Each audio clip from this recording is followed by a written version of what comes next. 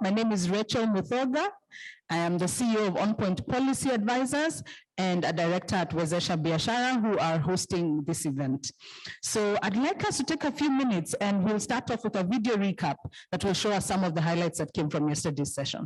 We always point fingers at everybody to say, I am not corrupt. You are corrupt. You are corrupt. But the one thing that we have actually not accepted is the fact that as you point fingers to others, 4 fingers point back at you. When we were training on business ethics and telling people how can we all do work together and be more ethical, and everybody would say, I'm not corrupt.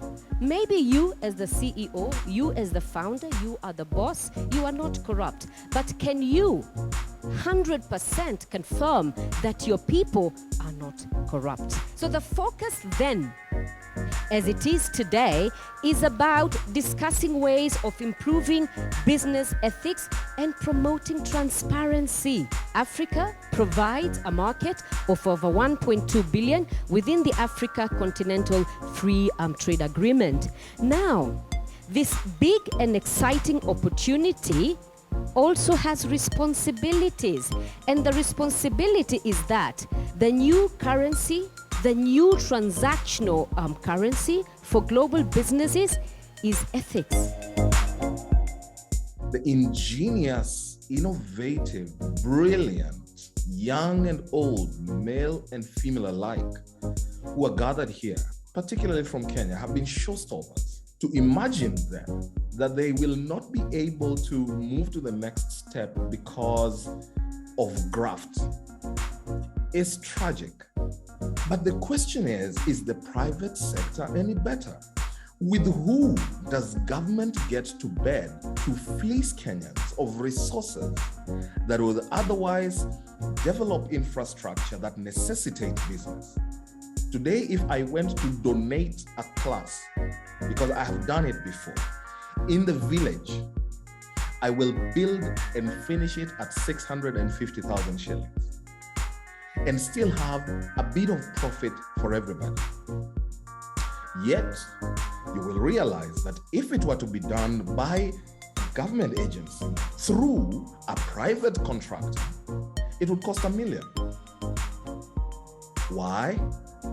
We must sit down with ourselves and look at integrity.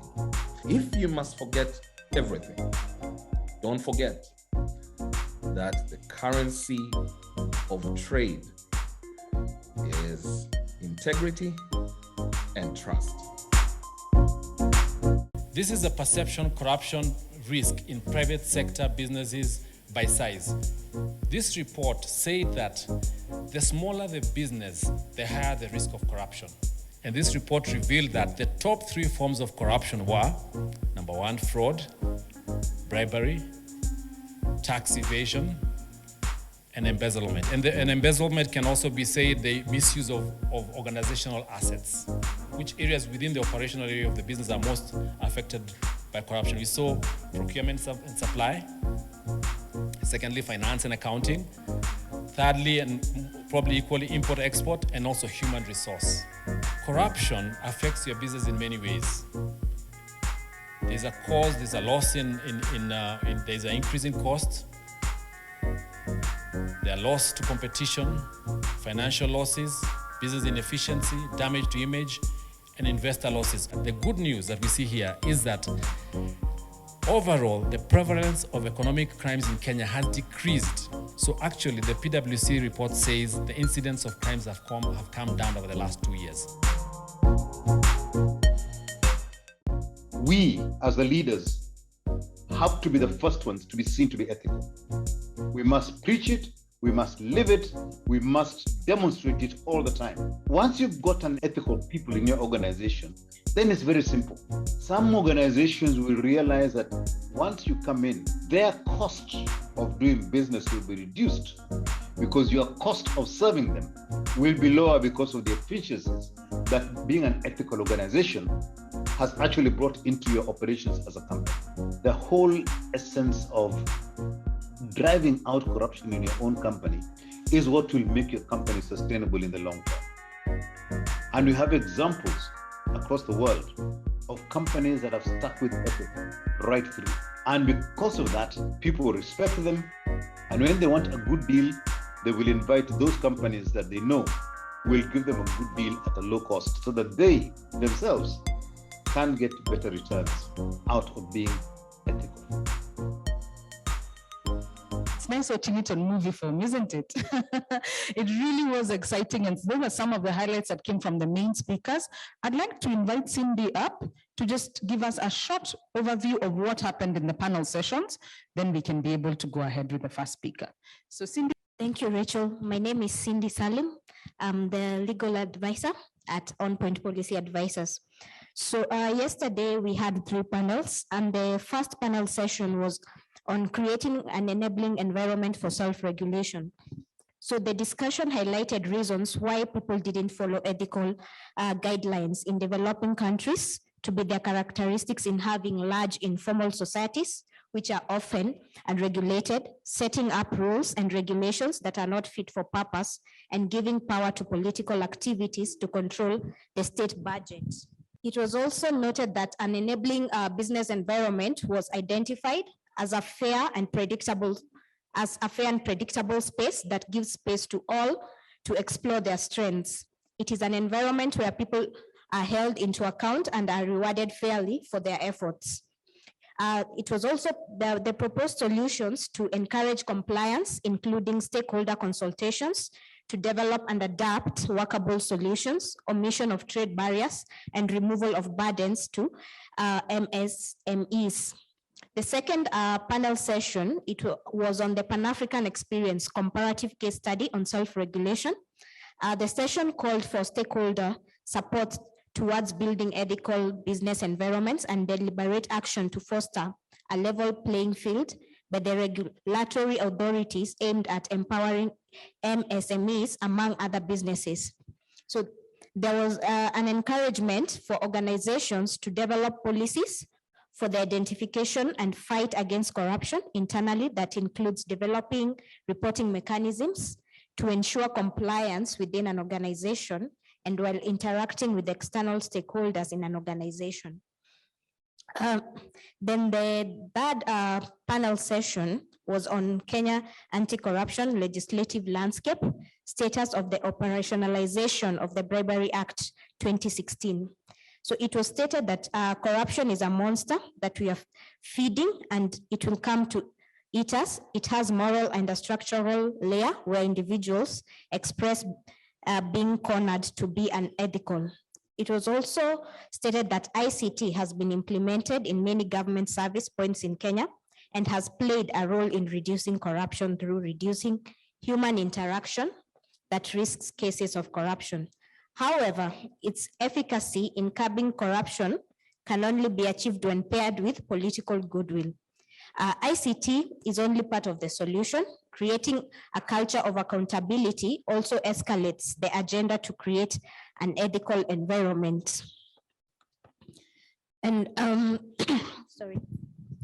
We were also informed that the Bribery Act in Kenya impacts businesses by creating an accommodating environment for business growth, and corruption increases business costs.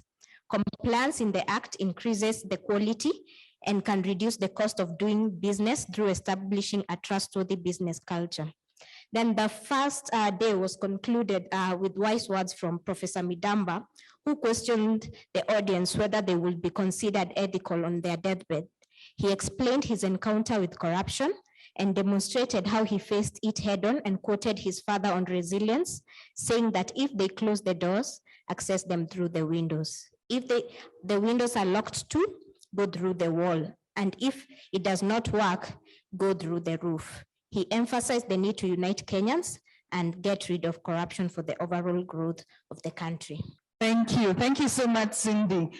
And so I've given you a reminder for those of you who are here with us. What stood out the most for you? I'd like to hear from your voice. What stood out for me is, there's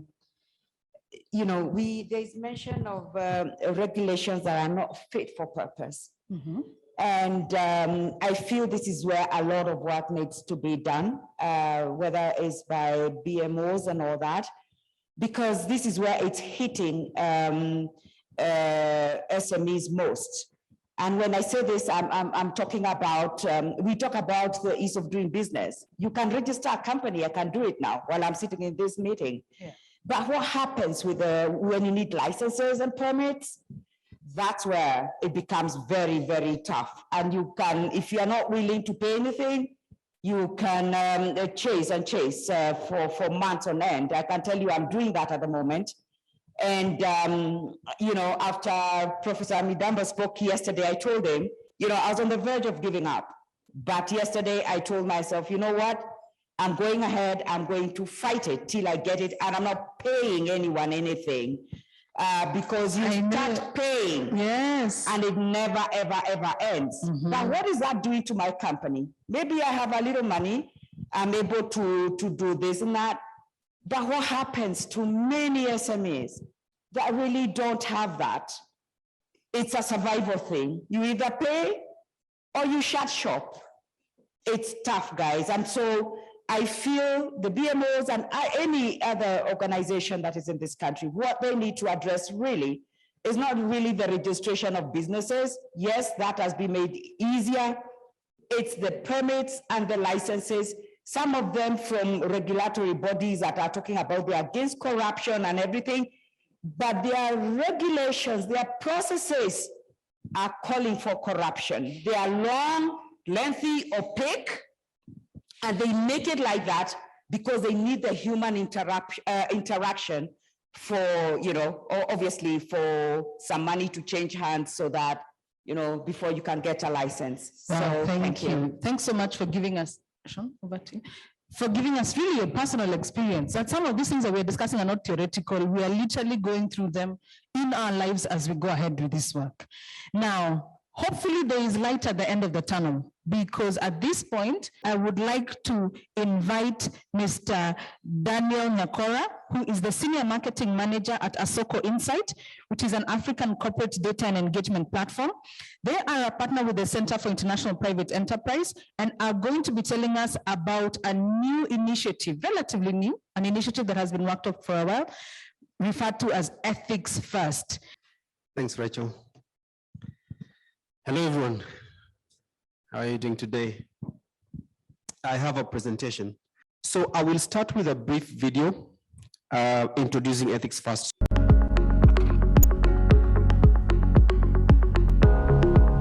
To reduce corruption in Africa, we need cooperation from the business community.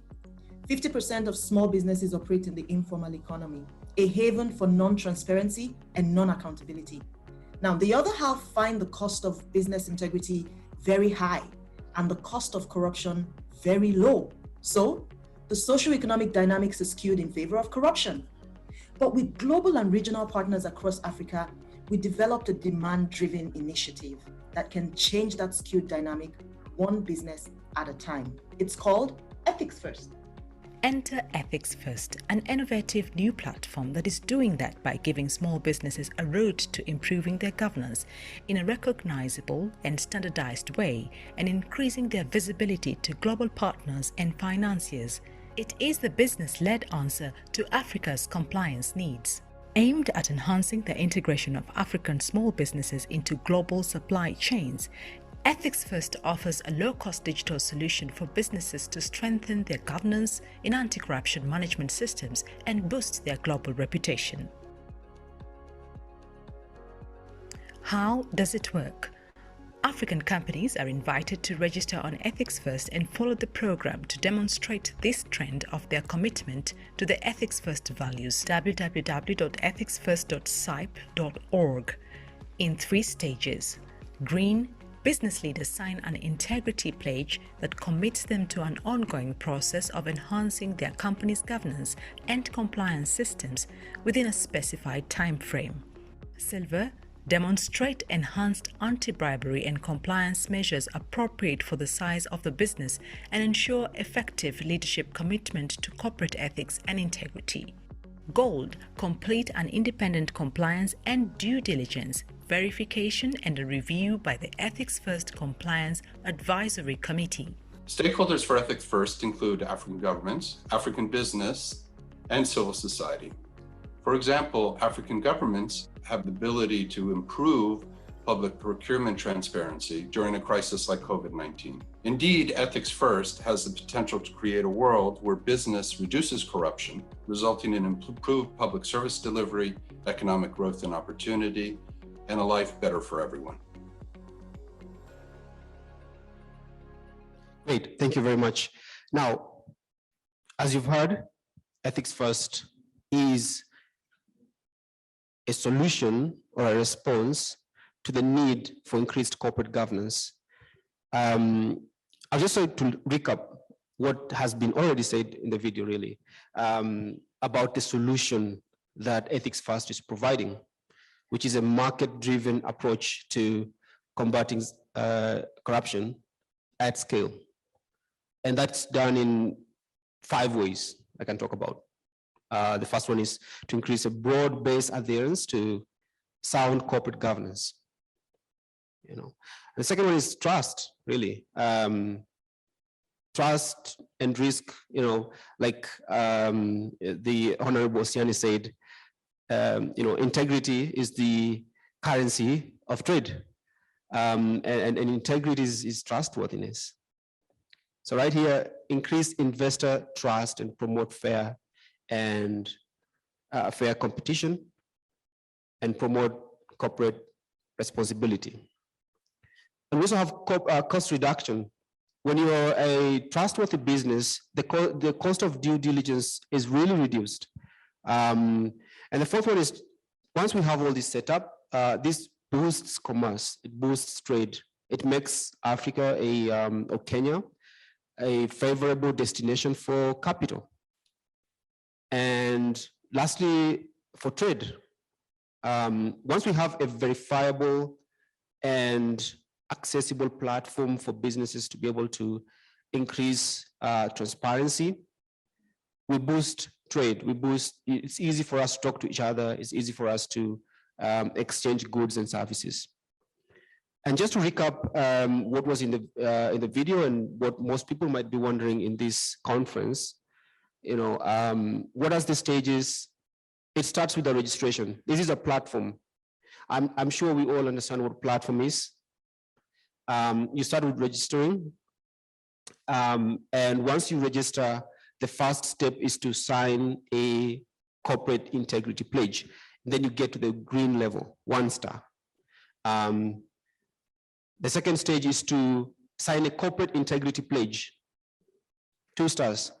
And that gets you to a silver stage. And then the gold stage, 3 stars, is to complete an independent verification compliance. So this relates to some of the the question that we had in the quiz, and we'll talk about that later. The whole process takes, if you're ambitious, about 12 months to reach to the gold stage. We have incredible trainers. We have incredible support in the platform that provides you with capacity building to be able to get your business into good corporate governance, transparency, best practice. And on average, the trainers are telling us that it takes you about 24 months. So, getting into an ethical business is serious business, and it takes time to get there. So, first step is register. We have trainers out there in our booth, the Ethics First booth, so you can register there. And we'll be rolling it out. We're rolling it out, and we'll get you started to get your business to be transparent. So you might be asking, how is this relevant to my business? I'm an SME. Is this another difficult process? What's the value? So we have a brief testimonial here that you'll hear from Polycon, a Kenyan company, talking about what the experience has been for them.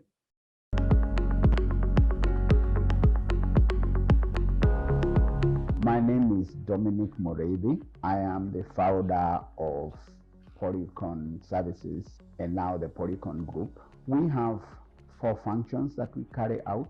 We carry out inspections between a buyer and a seller. A second function is in laboratory testing services. Our third one is environment, which is very key to what happens in this world. The most other very important service that we offer is what we call brand protection. In simple words, and counterfeit. In the 4 services that we are offering, each one of them requires somebody you can trust. And for us, and not just ethical business, quality business is what we depend on.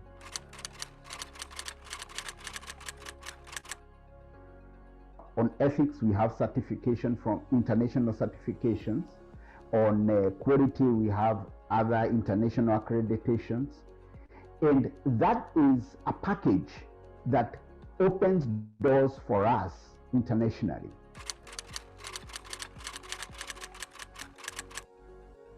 If you don't document and just think you know, then the third person does not see what you're doing. It is that process of documenting and doing and consistently doing. The process, the way it has been done, is clear that you can be able to demonstrate and show how you work. As you show how you work, you develop from one stage to the other.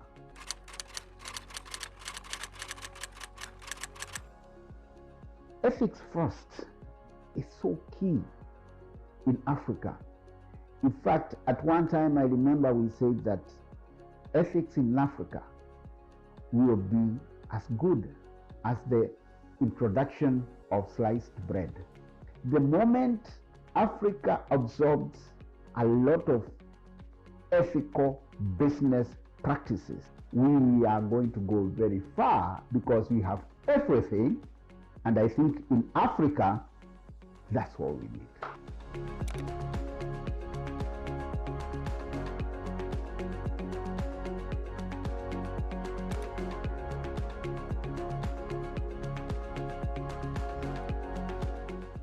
So why should I sign up for Ethics First? You could be ethically compliant, but how can you independently verify that you're ethically compliant? How can you demonstrate to third parties independently that you're ethically compliant? And so Ethics First is that platform that helps you demonstrate, that helps you, show others that you are intent and you are also practicing ethical business. So Ethics First is being implemented by SIPE, as we said before, and Asoko Insight, that's where I work. So Asoko Insight is the leading market intelligence and digital engagement platform in Africa. And the Center for International Private Enterprise, SIPE, strengthens democracy worldwide through private enterprise. For now, let me hand over to Rachel for the next part of the program. Thanks. And it is my great honor at this point to invite Dr. Patrick Njoroge, the governor of the Central Bank, who it is notable to say has been a partner for the Africa Business Ethics Conference from the very beginning. At the first conference in 2019, he gave the rallying call at the end of the conference. Today, we've asked him to come and open this ceremony and also be able to speak about the importance of ethics, even as we launch Ethics First. Dr. Njoroge, over to you. Thank you very much. Delighted to join you this morning. And first and foremost, I should thank the organizers for the invitation and of course for a very good set of speakers and a very good set of topics. Now they asked me to speak about ethics and how we can push this forward. And just now I listened in to the presentations that were there before me and that were presented just now. And it's amazing the brilliant ideas that are out there and that could actually embed the ethics in our day-to-day businesses and indeed into the long run. But I wanted to just maybe give you or share some thoughts about ethics in general and how really we should feel challenged. We should feel sort of wanting to push it to a new level. I think the danger here is that we are content with where we are. So I'm okay, you're okay, no need to really rock the boat. And I think that would be really dangerous. Now, for us in Kenya, we are very aware of our constitution, and chapter 6 of our constitution is on leadership and integrity. And I think a lot of us talk about our constitution as being the most, let's say, forward-looking, the most advanced. You talk to any lawyer and that's basically what they'll tell you. But the question I have is, even as we claim that our constitution is very advanced and it actually has an entire chapter on integrity, then shouldn't it be that Kenyans are the most ethical? If indeed it is in the constitution. And wouldn't it be that those concerns of unethical treatment of processes or people, or etc., should be few and far between? Why is it that any newspaper you pick up will probably have 90% of the stories are about some sort of unethical behavior and 10% are on sports? I think there's something else that needs to be brought to the fore. But having said that, I still think it is important to underscore that it is good in terms of an aspiration to have it in the constitution in terms of leadership and integrity. What is it that we are shooting for? What is the target? And for me, there are many ways of dealing with it in terms of ethics. So I actually did talk to a few lawyers recently, and one of the points I made is that actually it's not integrity by itself that sits by itself. It's actually both integrity and character. So integrity and ethical sort of behavior and all that are part of somebody's character. And once they are part of your character, then you can sort of claim that this is how I behave. So in some sense, as was also mentioned by an American humanist, Aldo Leopoldo, and I quote here, ethical behavior is doing the right thing when no one else is watching, even when doing the wrong thing is legal. I made this point again to the members of the legal profession, and I think it really it really struck home. But I think even to you today, it's not about having laws, etc. The laws are where they are. But I think the issue is, even when there's no law that applies in this case, or nobody's watching me to penalize me, do I behave in an ethical? And that goes back to character. So how do I actually approach myself and approach things? And can I stand on a set of, let's say, behavior patterns, maybe for a higher end or a higher reason, but it is not because there's somebody watching me. It's important to make this point because compliance without integrity is futile. It is very easy to write compliance codes of conduct.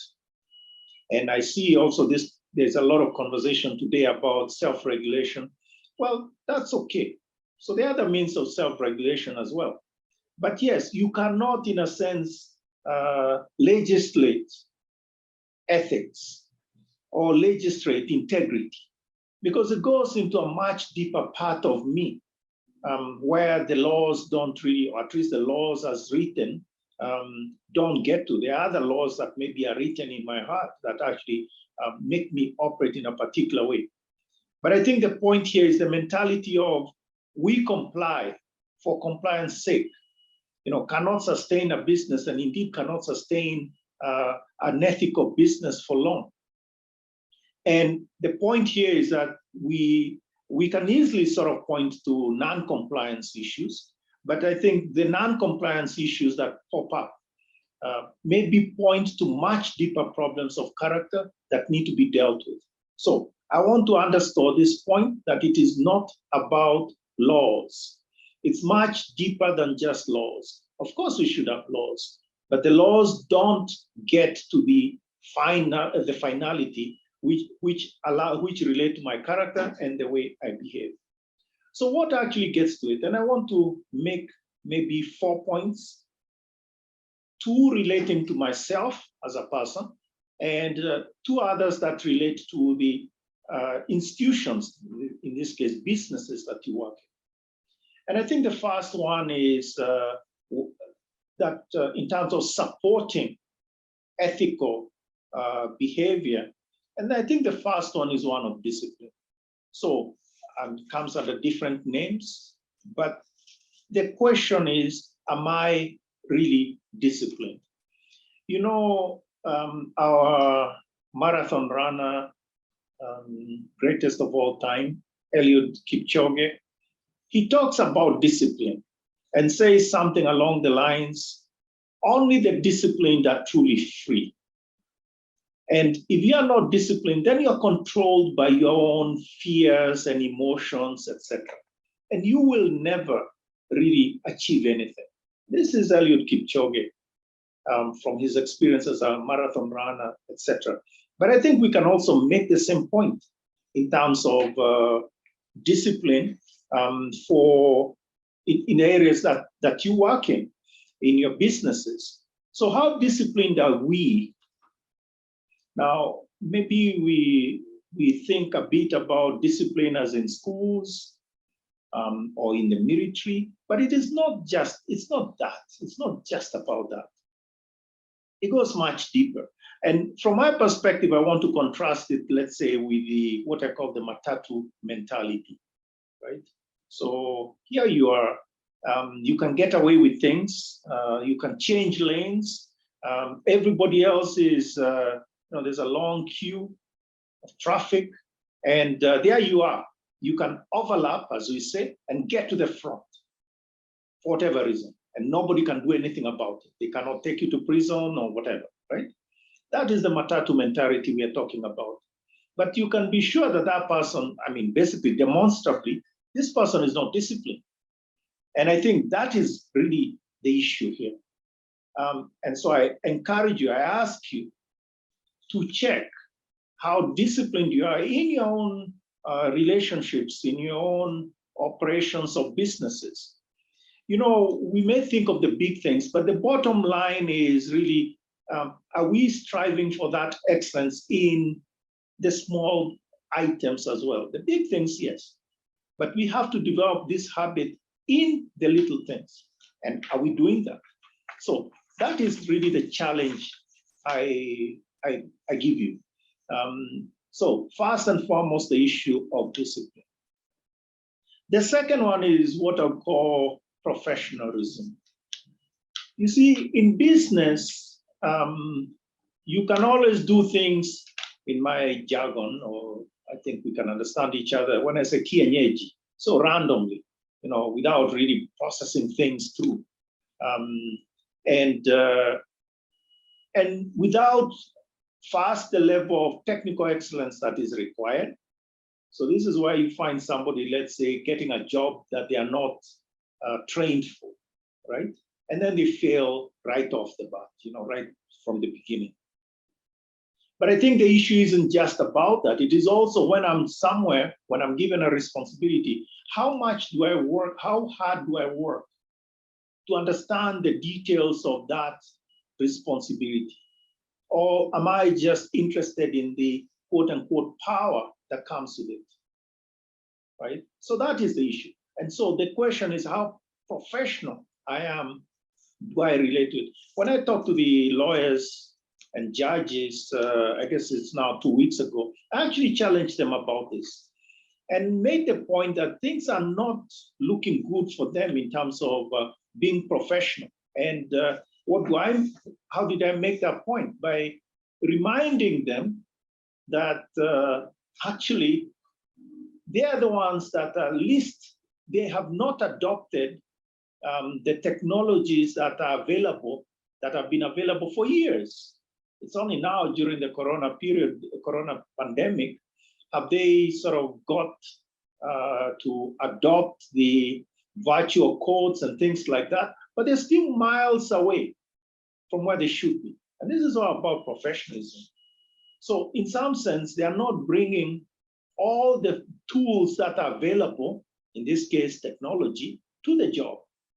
And I would ask the same about you. So in your businesses, are you really top-notch in your business? Or are we willing to say, well, I was top-notch 10 years ago, 5 years ago. Have I remained there? So I challenge my staff, for instance, to go into, to train, meaning to do refresher training by themselves over the weekend or in the evening, or even maybe having short courses elsewhere. But I think we do that as businesses. The fact that I'm the CEO of an institution, do I actually train myself to be better? Or am I done? Those are questions about professionalism, which I think if we don't have them right, then it will be very difficult to sort of claim that actually we are ethical, because our character will sound hollow, like forced metal all the time. You see, you don't put ethics on top of like a veneer, on top of something that is a hollow man, a hollow something shell. The shell cannot be. You have to have a solid figure that supports everything else. So those are 2 points in terms of our character. First, in terms of discipline, and second, in terms of our professionalism. But what about the institutions? Is there something that we can say that the institutions need to be in order to, in a sense, yes, deepen this foundation of ethics or become ready to support the ethical behavior of institutions or of people? Now, it's true, I would actually also make, before going into that, I would say that, at the end of the day, we talk about ethical businesses, etc. But at the end of the day, it's human beings. And the institution supports the behavior of people, CEOs, those that act for those institutions. But at the end of the day, the action is not the action of an institution per se. It's an action of people. But anyway, we can argue that some other time. But I want to make the point that there are 2 elements that are very important.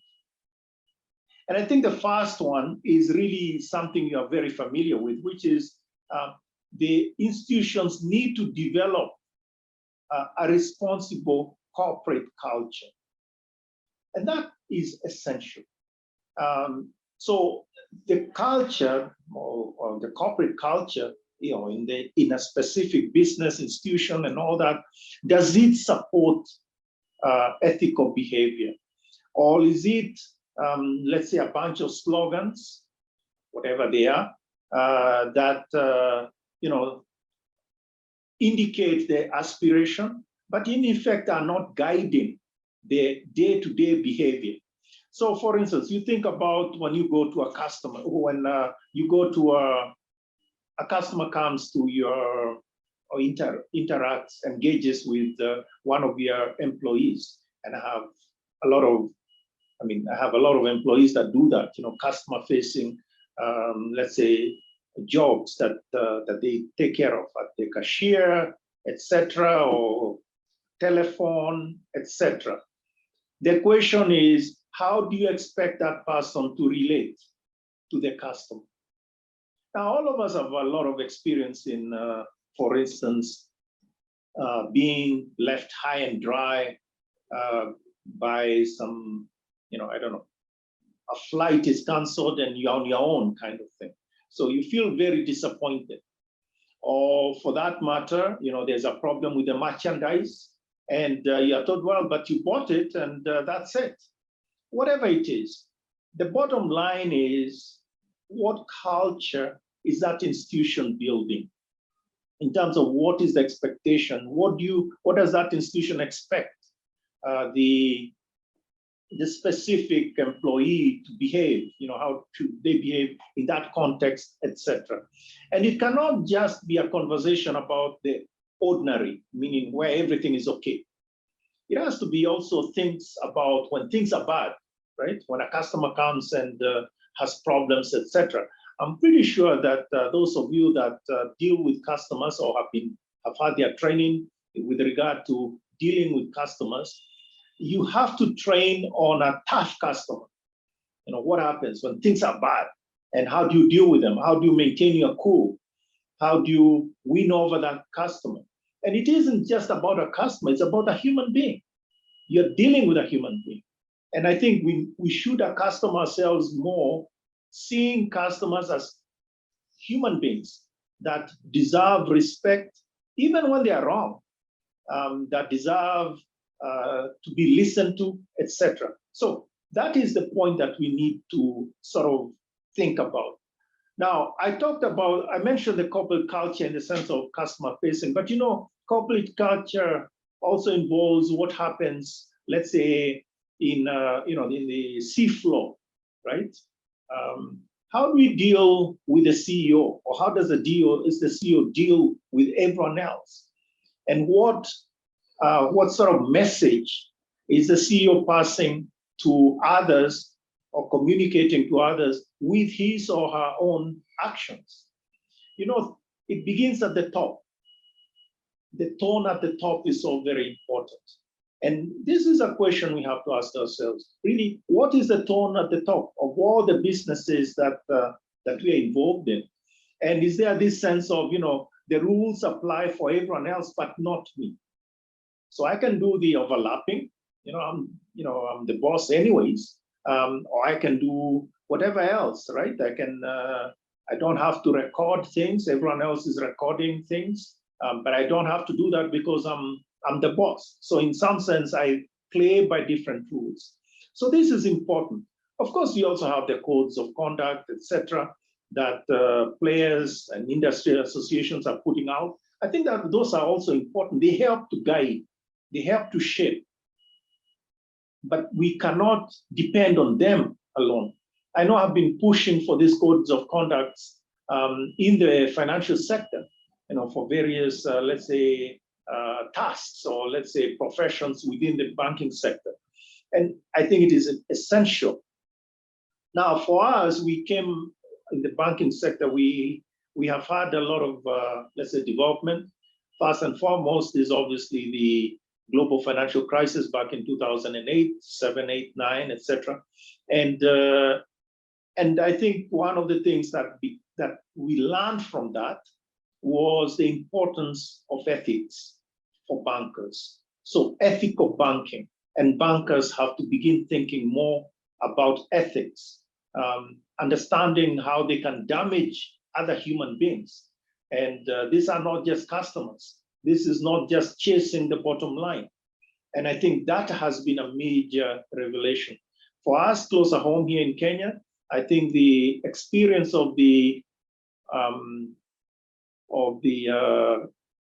interest rate cuts, which we were put in place in 2016 and then reversed in 2019, end of 2019, they came, in my view, largely because of the banking sector was tone deaf. So they were not listening to the customer complaints, etc. Somewhat also with the problems that we have been seeing in the digital lender space, which again, now we're in a place where I think we have a better expectation of, putting them in a situation where they have to be more ethical in terms of their behavior. But again, it's not just laws. But I think that experience, that very bad experience, maybe has been beneficial because we have actually dug deep and the banking sector has actually been transformed. And in my view, is now working more for the customer, being more customer-centric than it was, say, a few years ago. And I hope it will be, say, the same in terms of the digital lenders. The second item in terms of the institutions, I think is a point that deserves repeating again and again, is that transparency really is at the center of ethical behavior. And all relevant information, should be explained, even when it's not per se required by the law. So that level of transparency, I know we talk about transparency as indicated in the Constitution, in this and the other, but that's not where we are. So for instance, when a customer, a tough customer, let's say, demands what happened here, why is this product broken, etc. I think it's one thing to sort of hide the statistics of, how often does it happen? And you want things to appear better. So you say, well, actually, this is so rare. But why don't you tell them the truth? Why don't you tell them, actually, it is 1 in 10 or 1 in 20? But you have to have correct perception of things and then transmit them to whoever is listening or whoever is on the other side. But I think this level of transparency is essential.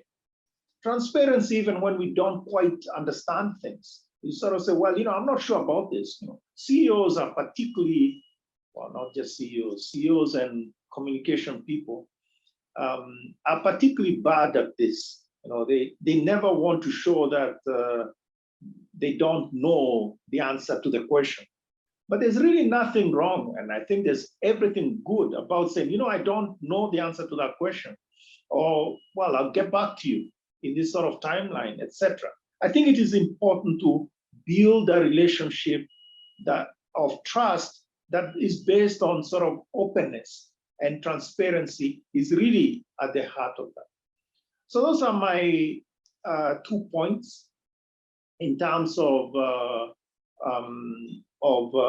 improving the institutions that you work with so that they can be more ethical, they can support more ethical practices, and indeed ourselves what we need to do. Now, I want to finish with a story that I've been telling for some time. And I think this year it is quite, let's say, apt. I don't know why, but anyway, that's how it is. I've told it like, I don't know, 1 million times this year. And it is really a story of a few years ago, maybe 2016, thereabouts. I went to Arusha for a conference, regional conference, EAC. And this was sort of, I don't know, 2 days or something like that. And one of the other participants from another country, older gentleman, and we kind of got a liking for each other, and so we hung out together. We'd walk around together, have tea, coffee together, and anyway, so we were chatting. And at one point, he told me this story about how he had gone somewhere, and he had seen this older gentleman planting coconuts, and he looked at him and then walked to him and said hello. And said, hey, I see you are planting coconuts. I really don't think you'll eat the fruit from the coconut trees that you are planting. My understanding is coconuts take a long time to grow. And he said, so the older man, the farmer, replied, yes, I know that I'm planting for another generation. I eat fruits from this coconut tree that I did not plant. So my friend, my new friend, turned to me and said, telling me the lesson, society is at its best when people plant coconuts that they know they will not eat from. I was floored by this, and I remember it, and I think it's one of the lessons that I learned. And I think it was well worth that entire conference. I don't remember anything else from that conference. So from our perspective, it is important for us to do things even though we are not benefiting from them directly. And it is another generation that will benefit. So as I finish, I encourage you to plant coconuts. I encourage you to find out how your institutions can plant coconuts. And at the end of the day, society will be at its best. With those words, I declare the conference open, and I look forward to fruitful deliberations. Thank you very much for your attention. the thought that we have a responsibility for future generations is one of the most fundamental reasons why we are ethical even when no one is watching. But he had some powerful nuggets, especially what he said about tone at the top. Most of us are leaders. Even if you're not the CEO or the founder of the company, you're in a management position, you're in charge of some area of responsibility. What tone are you setting? And can we say that we as leaders are not ethical, but we're expecting that our management should be ethical? Some of the learnings that we've taken from this is about how we as leaders need to be ethical, but also vulnerable and be able to say, I don't know on this one, what do you think we should do? To negotiate and to discuss with the team that you're leading so that we can be as humane in our leadership as we are. And I think it's true to say that Dr. Njoroge has shown and lived up to those ethical values that is urging us to practice today. It's really great that he's the one who has just spoken before I introduce the lady who's coming up to address us. Because we've seen the presentation that we've received about ethics first. We've had the exhortation from the governor. And what we'd like to do is to hear from a private sector voice, from a CEO, a founder, and someone who has had to talk the talk and walk it. Now, Victoria Muller has a number of titles after her name. It says BSc, CPP, PCI, PSP. I was like, hi? What is that? So now happily when I got her full profile, I realized, and let me teach you so that we all learn together, Cynthia, we all learn together. So PSP, so Victoria, allow me to continue to explain to the people so that we can learn together. So, so she is an ecstatic woman, action-oriented. She believes in God's guidance and is passionate in what she does. She is an ASIS Triple Crown Board Certified Protection Professional, the first East African woman to achieve this distinction. I think we need to give her a round of applause. Thank you for putting us on the map. She has certifications as CPP, which is Certified Protection Professional. Now we know what CPP is, Certified Protection Professional, which is the gold standard for security management professionals. She has PSP, which is Physical Security Professional. Now we know that one, Physical Security Professional, with a vast knowledge on physical security assessment, design, and also implementation, and PCI, which is Professional Certified Investigator, which denotes specialized skills in security investigation. The bulk of her work is spent on doing background checks to confirm that when you're hiring people, especially those who work in banks and others, so we see such beautiful CVs, and people tell you, I've got this, I've done that, I've been there, I've spoken there. She's able to confirm for you whether or not it's true that this person did this. And the governor mentioned it about people getting jobs that they then are employed for and they are not able to execute, isn't it? So for us, she works daily to give us as private sector tools to enable us to ensure that we are building an ethical team. And I'd like us to hear her response to the launch of the Ethics First, even before we give the award ceremony. Thank you so much. So Victoria, over to you. Good morning, good afternoon, good evening. Jambo to all. It is my great pleasure to share the response to private sector on Ethics First. I will start by appreciating and being grateful to the ESCC and the government for their tremendous support in promoting ethics in both private and public sector. But we all agree there is a lot more to be done. I appreciate this forum. Madam Fatma, this is a great initiative. It is very timely because we are facing challenges of ethics and corruption in this country. I would also appreciate all the speakers and conversations that have taken place here since yesterday. They are great, they are awesome. On the screen, there is a post which we always see in many places. This is a corruption-free zone. It's a familiar post. Surely, should that be there if we put the tools required for ethics? Imagine we are equating our professionalism with OCAS, where we find such signages, no hawking, no smoking. From here, let's take that charge, that responsibility that you just get into an office and you smell and feel integrity. You don't have to be told that this is it's a free corruption zone. You can feel it and you can emulate and you can relate with it. In the year 2018, KEBS came up with a management course on employment screening guidelines. That is KS 2827 of 2018, which has since been gazetted. This is to say that background screening, background checks are now mandatory. As business practitioners, before you engage, before you employ, before you give that contract, you should do a thorough due diligence and background checks on the individuals, on the companies. This does not leave our leadership aside. I know next year is an election year. We'll be having our elections. The same applies. IEBC should make sure those documents presented are thoroughly and well scrutinized and verified that they are genuine. If we had taken this issue of ethics and corruption seriously, in view of the peace we have enjoyed over the years in this country, I'm sure we should be a first-class country. I'll quote data or reference.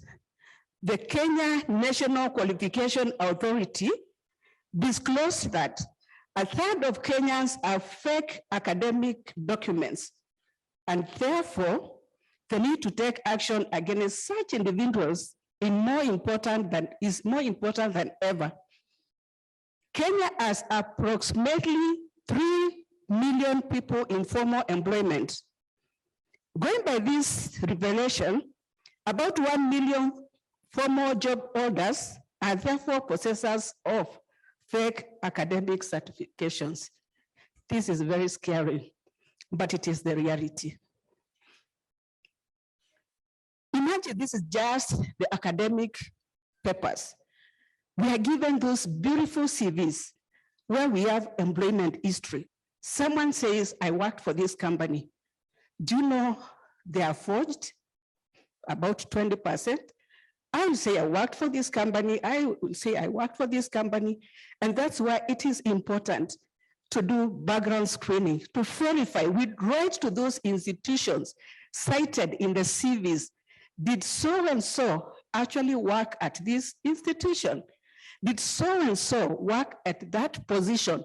Because you are engaging for the experience, for the know-how, for the intelligence, so that you get value for your money. We also verify the referees stated in those CVs. Someone will hear Fatma and just go and write her in their CVs. And the referee is never known to Fatma.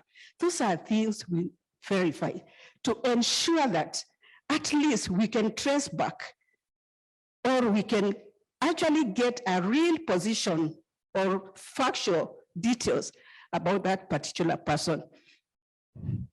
We learned yesterday that good people will be attracted and bad people will keep up. Institutions that do background checks, you'll find that bad people will not send those CVs. They will not apply for those jobs. And they're intelligent enough to know the companies that are doing it. I've had experience in my operations whereby, because they know that company does background checks, they will not engage or they will not dare to apply.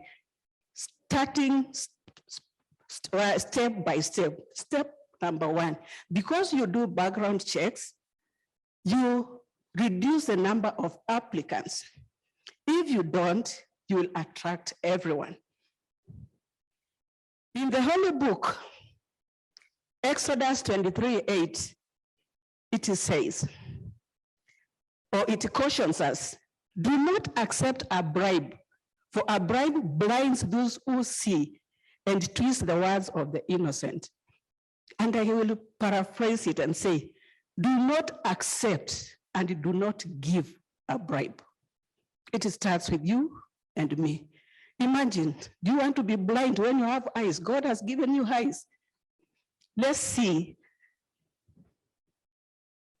So before I come to the tools, I just want to expound on some common practices of corruption. We look at extortion. We know, or we allow the use, allow me to use the example of a police person.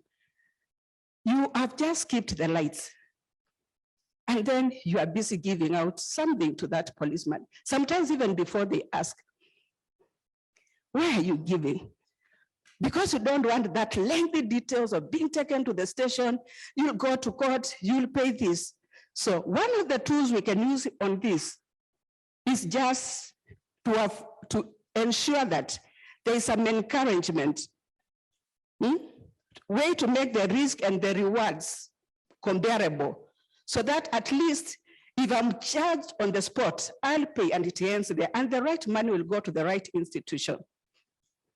It also happens in our homes. We are mothers. With the young growing kids, when you are going out, a child is following you. And then you say, take this peremende, take this sweet so that you don't follow me. What are we planting? Corruption seed. It starts from there. Let's lay a strong foundation. And we are blaming the youth. The youth are emulating us. I go home and I'm bragging about that deal, and they know how I did it. They'll do it better than I did. So we have to be real role models, because there is mangaisi, mangaidu, something we should really, really avoid. And then we have the other category of bribery, which is kickbacks. To get that permit, you give someone. Yesterday, we were told the example of the tender. A private sector doing it to a public sector agency will pay more. Something costing 650, because it's going through public agency, we pay $1 million, because there are other people in between to receive the kickbacks. I know we have suffered. Some of you, some of us, even give the first payment of a contract to someone. Is that necessary?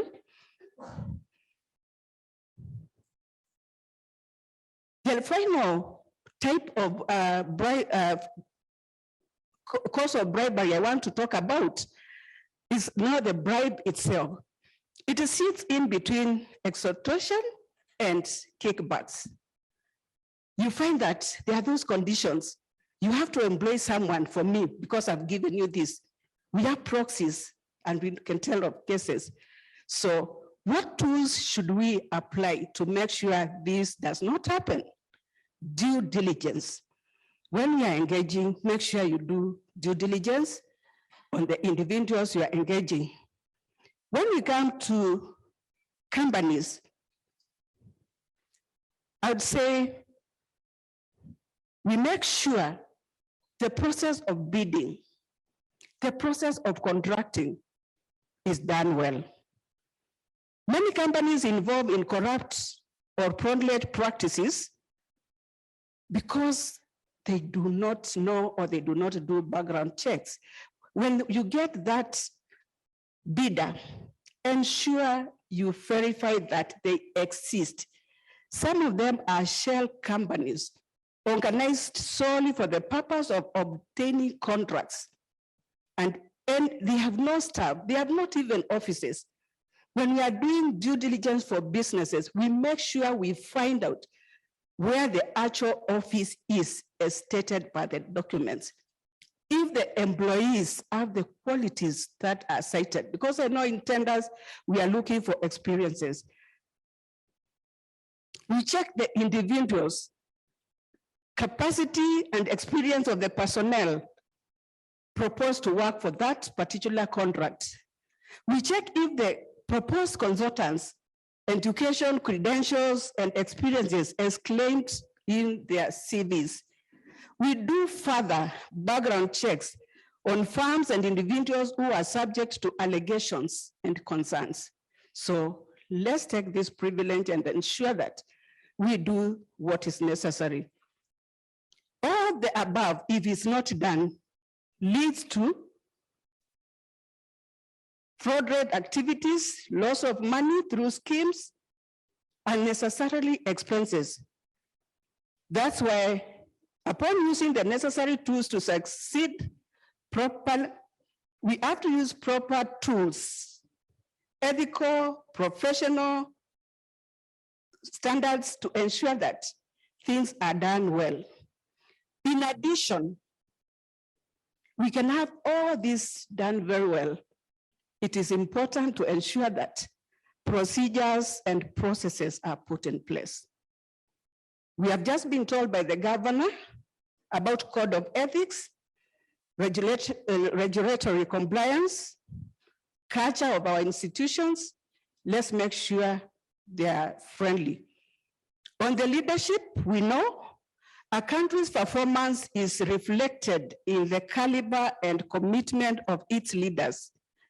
A country must set the right criteria for selecting a political leadership and stick to it. The right political systems must be backed by the right executive and the right judicial systems. Equally, law enforcement agencies must execute their roles professionally and free of manipulations. Investigations, prosecutions, and judiciary must execute their roles freely and professionally. A murder suspect or any other charged with a corruption offense should be suspended from executing official duties either in public or corporate office until his or her case is heard and determined. Finally, we urge the government to consider a private ethics and anti-corruption entity, an independent body where mainly private sector can report on private and governance issues freely and without fear. Ethics attracts ethics. Let's make our institutions, let's make ourselves ethical. Let's learn to say no when we can and purchase that currency which everybody has talked about, of integrity and trust, and guard it jealously. It starts with me and you, and I end up with a quote by Plato. Good people do not need laws to tell them to act responsibly, while bad people will find a way around laws. Thank you very much. God bless us all. God bless Kenya. May Abec live long. Thank you. Thank you so much, Victoria, and thank you for your emphasis on the need for tools. And yesterday we had a quick question about what is it going to take in order to give private sector the support that it needs. I had asked you all to participate. Those who listened, tutaona ni wagani, si ndio? And those who actually had answers for Daniel. So let's hear from him. The question was really, what's the best way to enhance business integrity and transparency? And this really related to the theme of this conference. And the answer, if you were paying attention to what the conference is all about, you'd have known guessed the answer, which is what most people did. Actually, about 60% of the people got it right. It's like you had leakage. We want to investigate that, but we'll keep our word.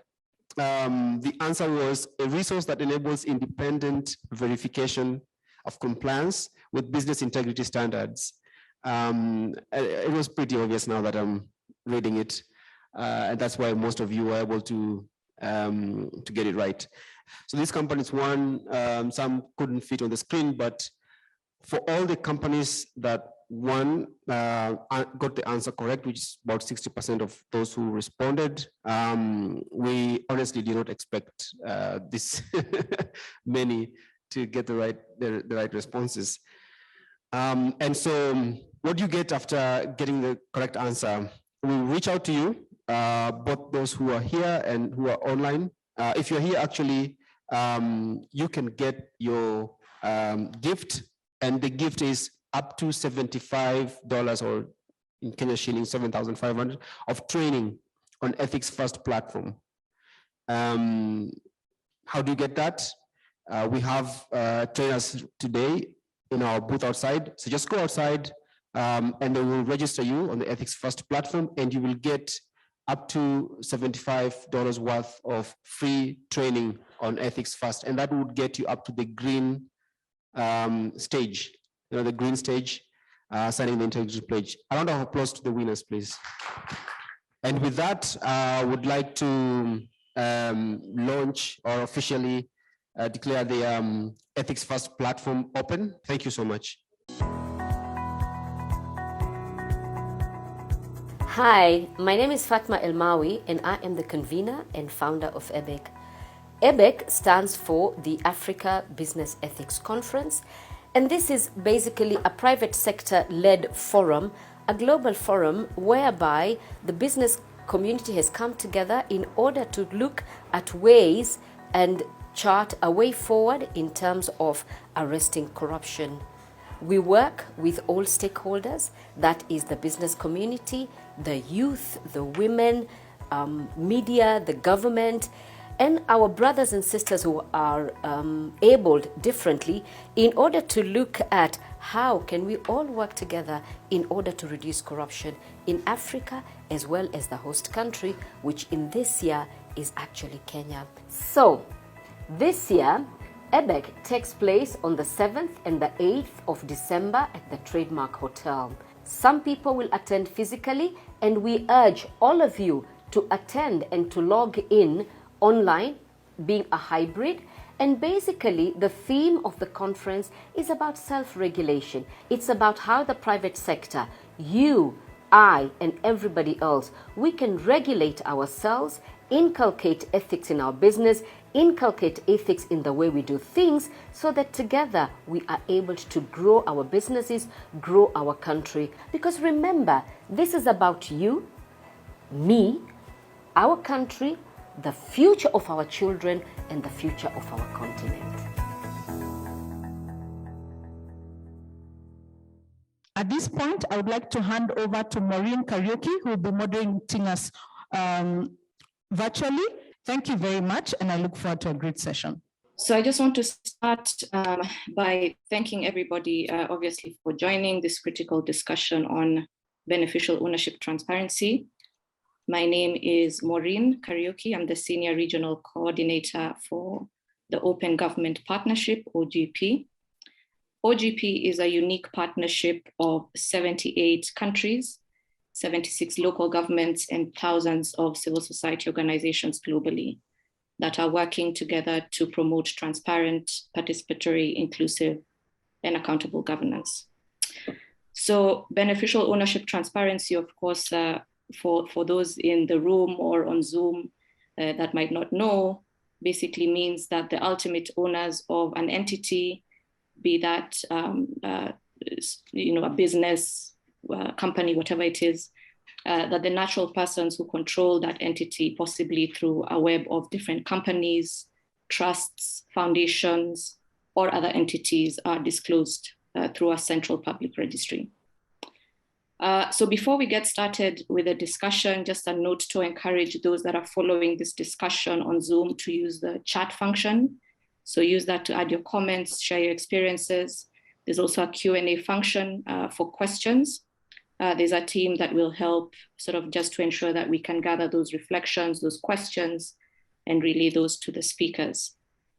We're going to start with a couple of presentations from Favor Ime with Open Ownership, and then Ms. Riva Jalipa, who is a tax justice strategist for Oxfam, after which we will go to Banis Gashegu, commercial law and governance consultant and former registrar of companies at the government of Kenya, as well as Ben Kirago of SAIP, for their own reflections with the Kenya experience. So just to situate this before I bring in Favor, our discussion today really comes at a critical moment for democracy and for open government in Kenya, as well as on the continent. Corporate anonymity poses significant risks to domestic resource mobilization in Africa, because opaque shell companies are basically used to hide wealth and illicit financial flows and to avoid taxes. Ultimately, this leads to an erosion of trust in government. It undermines our democratic institutions and reduces resources for public services. Now, research by the UN Conference on Trade and Development, UNCTAD, suggests that African countries can actually retain an estimated $89 billion per year if illicit capital flight can be addressed. So accelerating beneficial ownership transparency is really fundamental to tackling illicit financial flows and meeting national and continental development goals. The good news, I think, is that in recent years, in the last few years, there has been a sustained effort to tackle this problem. And we are increasingly seeing countries make progress in setting up beneficial ownership structures. Many of them are using their OGP national action plans to do this. We've seen notable progress in Kenya, in Nigeria, and Sierra Leone, and other countries as well.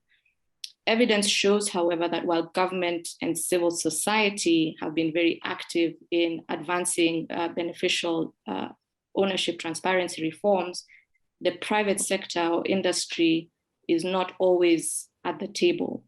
Yet beneficial ownership transparency is really just a matter of common sense. Those of you in private sector know the importance of having trust that the people you are doing business with are credible.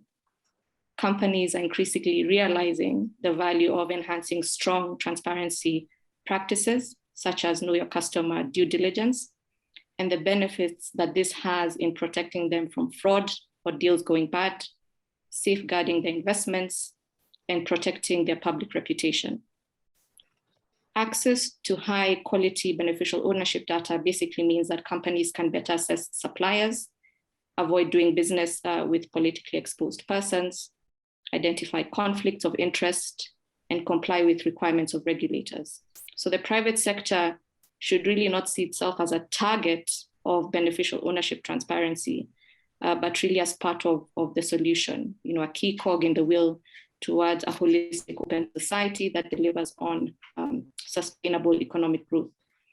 So I'd like you to just use this space today to take stock of the progress that's being made on beneficial ownership transparency in the region, as we sort of interrogate how private sector can join government and civil society and other reformers working together basically towards the goal of ending anonymity of ownership and the control of companies. So with that, I want to invite Favor again with open ownership, who'll start us off basically with sort of an understanding of beneficial ownership in the region, give us an overview of how it's doing, and sort of start interrogating with us how private sector can factor in. Favor? Thank you very much to everybody for their contributions thus far to the conference, and a huge thank you to Madam Fatma for being the brainchild behind all of this. So well done, and thank you for the opportunity. So I'm just going to go straight into beneficial ownership transparency. I think you've laid a very good foundation, Maureen, on what it is and what it means for us to have beneficial ownership transparency.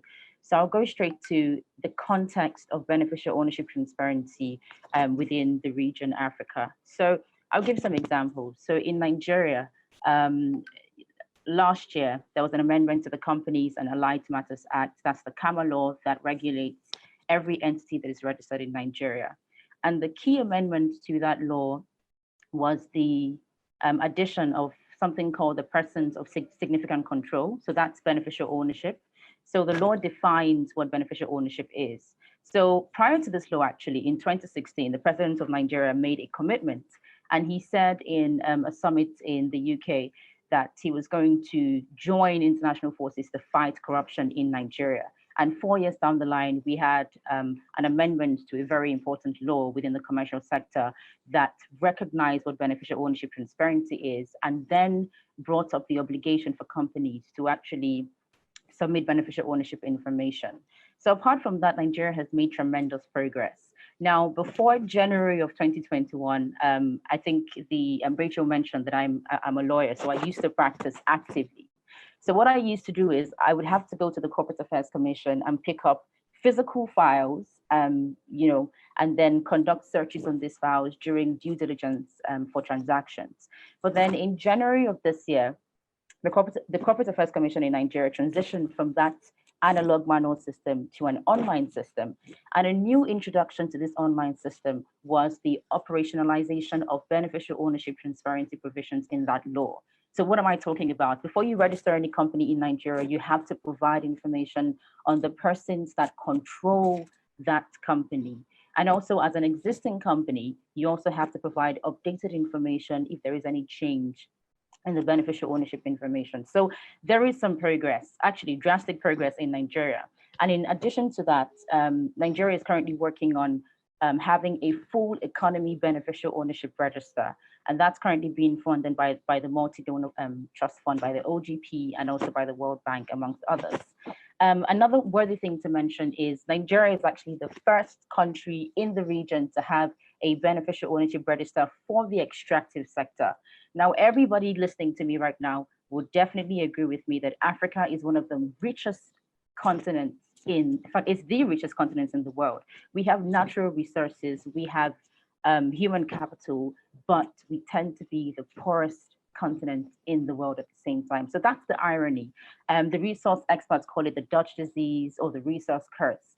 But then research has shown, I think like the facts and figures that Maureen mentioned, that the reason for this is corruption, illicit financial flows, money laundering, and these situations keep perpetuating themselves over and over again. So that's why there is a need for us to have a beneficial ownership register in as many countries as possible around the world to make sure that the true ultimate owners of these companies, the true people that are actually benefiting from the activities of these companies are easily identified, and they can be used by the EFCC, that's the Economic Financial Crimes Commission in Nigeria, by the procurement regulator in Kenya, and by different other organizations as well.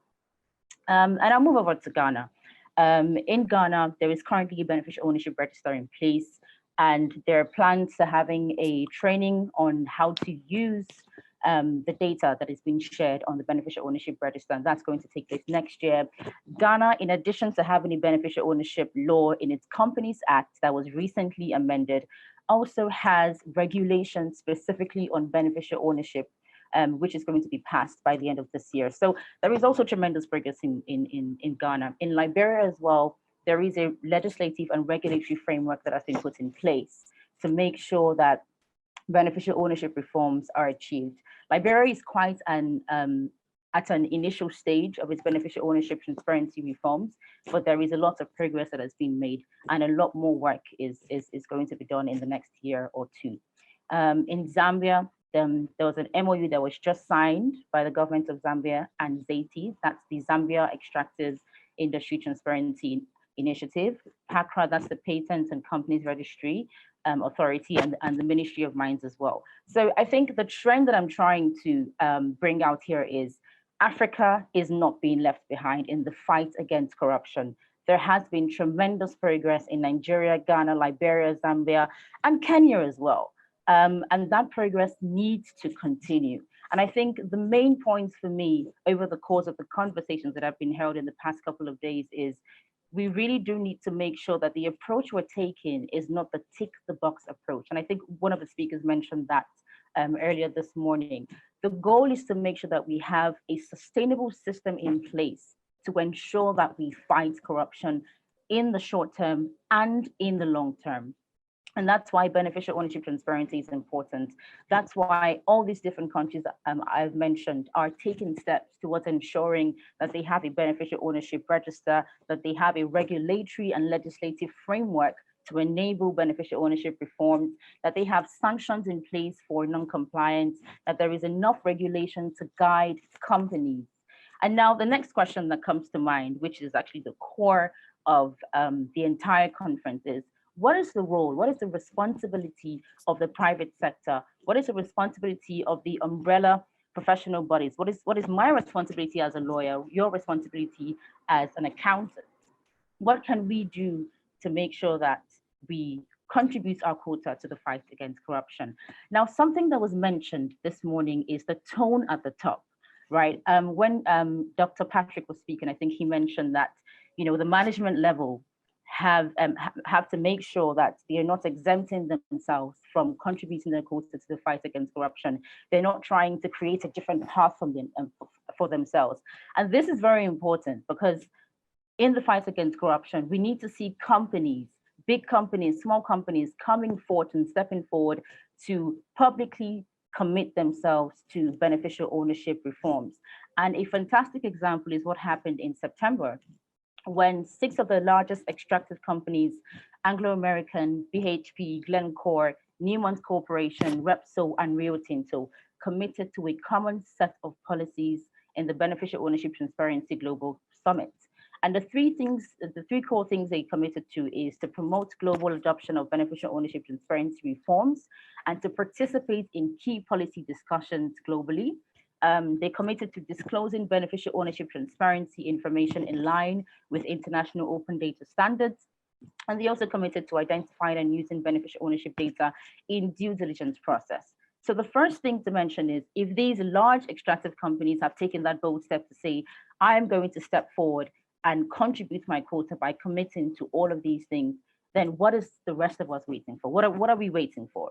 Nigeria just launched an open extractors program on the 9th of November, that's last year. And in that event, Seplat Petroleum Development Company PLC, an international oil and gas company, actually also committed to clarity, cogency, and transparency in their commercial activities within the extractives industry. So we are seeing a trend where big companies, large companies, multinationals are coming forward to pledge their commitment to this. And, you know, it is important that all the companies within the private sector are also pledging their commitment to this. And apart from commitment, I think the next step is implementation. What specifically can we do? And my answer to that is compliance. I'll give an example. Currently, as I said earlier in January, Nigeria just started collecting beneficial ownership information, and there's been a tremendous increase in the number of companies that have submitted information between January and till today. So the important thing to mention is, as a company, as a professional, it is incredibly important that when these laws and regulations that we are clamoring for are in place, we are not chased by the government to actually comply. We need to adopt a positive approach to, or a proactive approach to fighting corruption by making sure that once we are called upon to provide beneficial ownership information, we actually take the step to promptly provide that information to the relevant government agencies. And this is incredibly important. I'll give an example before I yield the floor to Maureen. When Madam Victoria was speaking, she mentioned something about procurement. And I think the speaker of yesterday also mentioned that one of the main areas that we struggle a lot with corruption is procurement fraud. And in Madam Victoria's speech, she mentioned that we need to undertake due diligence in the process of bidding and contracting. And that's an incredibly important point. And that's an area of commercial activity that beneficial ownership information can be incredibly helpful. And what am I trying to say? In the process of bidding for a supply contract, for instance, the government can easily, if that beneficial ownership information is available, the government can use that information to conduct due diligence and identify who the true owners of those companies are. Because we usually face situations where governments will call for contracts and supply contracts or different contracts of different natures, but then it's the same set of people that bid for those contracts, and the money or the revenue is circulating around the same companies. But because the names of those companies on paper are different, it is difficult to identify that it's the same people, the same companies, the same politically exposed persons that are taking these contracts. So beneficial ownership information has a huge role to play in fighting corruption, and the private sector can contribute its quota through compliance, through making public commitments, and just through using the information throughout its due diligence process as well. So these are some of the examples in terms of how the private sector can contribute and how the region in Africa is doing in terms of the development in beneficial ownership transparency reforms. So before I continue, I'll just give the floor to Maureen. Thank you. Thanks so much, Eva, for that excellent Favor for that excellent intervention. I think one of the things that I wanted to note based on your presentation is that, with Nigeria, what they are setting up there with their register is that it's actually going to be publicly accessible, which is not the case in other countries such as Kenya at the moment. And so, a publicly accessible central register is actually the gold standard, right? That is the most effective way for us to tackle a number of these things we're talking about. And perhaps to already put this on the plate of Bernice and Ben to start thinking about is, where does Kenya private sector actually factor into that discussion in Kenya? That's already happening. We have now a beneficial ownership register, currently only accessible to competent authorities. How do we take that conversation forward? And where does private sector come in to sort of lend their voice to that conversation? So before we come to them, I think I'll bring in Riva. Hopefully she's still here. Hi, Riva. So Riva is with Oxfam, and I think for Riva, what I wanted her to contribute to this discussion is, to what extent, based on her experience with Oxfam, does tax justice, which is not necessarily a term that everyone in this room might have heard, but to what extent does tax justice actually factor into the beneficial ownership transparency discussion? Please situate that for us as we move forward. As tax justice advocates or activists, what we're working on is promoting fair and equitable tax. And what that means is that essentially everyone pays their fair share, and not just everyone in terms of people, but corporate people too, legal persons. So really what beneficial ownership does, it addresses one of the four objectives of tax policy. The first is, revenue generation. The second is about repricing, so that you affect certain behaviors that you want to promote or discourage. The third one is around reinforcing the contract with the state. And then finally, it's about redistribution. So beneficial ownership allows us to generate revenue, but it also allows us to redistribute wealth. And one of the ways that people evade or avoid paying their fair share of taxes and the idea of redistribution and generating revenue is by the opacity, corporate opacity. So as tax justice activists, what we try to do is to promote not just financial transparency, but also corporate transparency. And if there's anything that the Pandora Papers, Panama Papers, Paradise Leaks have showed us, is that corporates, large corporates especially, and the very rich like to take advantage of the loopholes around financial transparency. They like to, and shell companies to take advantage of tax incentives, secrecy jurisdictions, in order to minimize their tax liabilities, if not evade it entirely. So not only are we pushing for this kind of financial and corporate transparency, but also the standards, as you mentioned, are important for us. It's great that we're seeing gains made in terms of beneficial ownership laws and implementation, but what are those standards in terms of, do they adequately cover the beneficial owner? Everyone who is controlling, owning, benefiting, or profiting from a company. So for example, do they cover all kinds of legal arrangements, not just companies, but partnerships, trusts, foundations? Does the beneficial ownership law provide for that? Does it provide for nominee shareholders or bearer shares? These other instruments where people can own shares and control without having to their name ever appear on them. And like you said, in terms of implementation, are there adequate measures for the public to hold these companies to account, like making the register available, publicly available? Are the sanctions adequate? And et cetera, to make implementation actually viable. So so in the end, that's how I would say tax justice and our fight for corporate and financial transparency works and is related to beneficial ownership. Thanks, Riva. And a follow-up question for you, sort of based on your experience and your advocacy in this area. To what extent have you worked with governments? To what extent has private sector been involved? What's the role that you see for private sector, especially where you've experienced challenges with government around this issue? I mean, the challenge would be around those standards. And I understand, I think even in the beginning when we started pushing for amendments to the Companies Act within Kenya, there's the idea of like the threshold, what threshold should we use? What is the global standard? We have 15%, but different countries use 20, 30. Also the register at, other than competent authorities, how people have, these privacy concerns, but there is a public interest override in relation to those privacy concerns. So there's a lot of not just challenges in principle, but also in practice. I remember even when BRS was setting up, they had to deal with how just the logistics of making that information available for companies who themselves don't know how to make that information available. So I'd say the challenges have been both in principle, but also practical in terms of implementation. Great, asante sana. I'll bring in Bernice first on this one, just to give her own reflection of Kenya's journey when it comes to beneficial ownership transparency, her thoughts on the interventions of Favor and Riva, and of course, what we had already put to you and Ben around what role you're seeing private sector taking up going forward.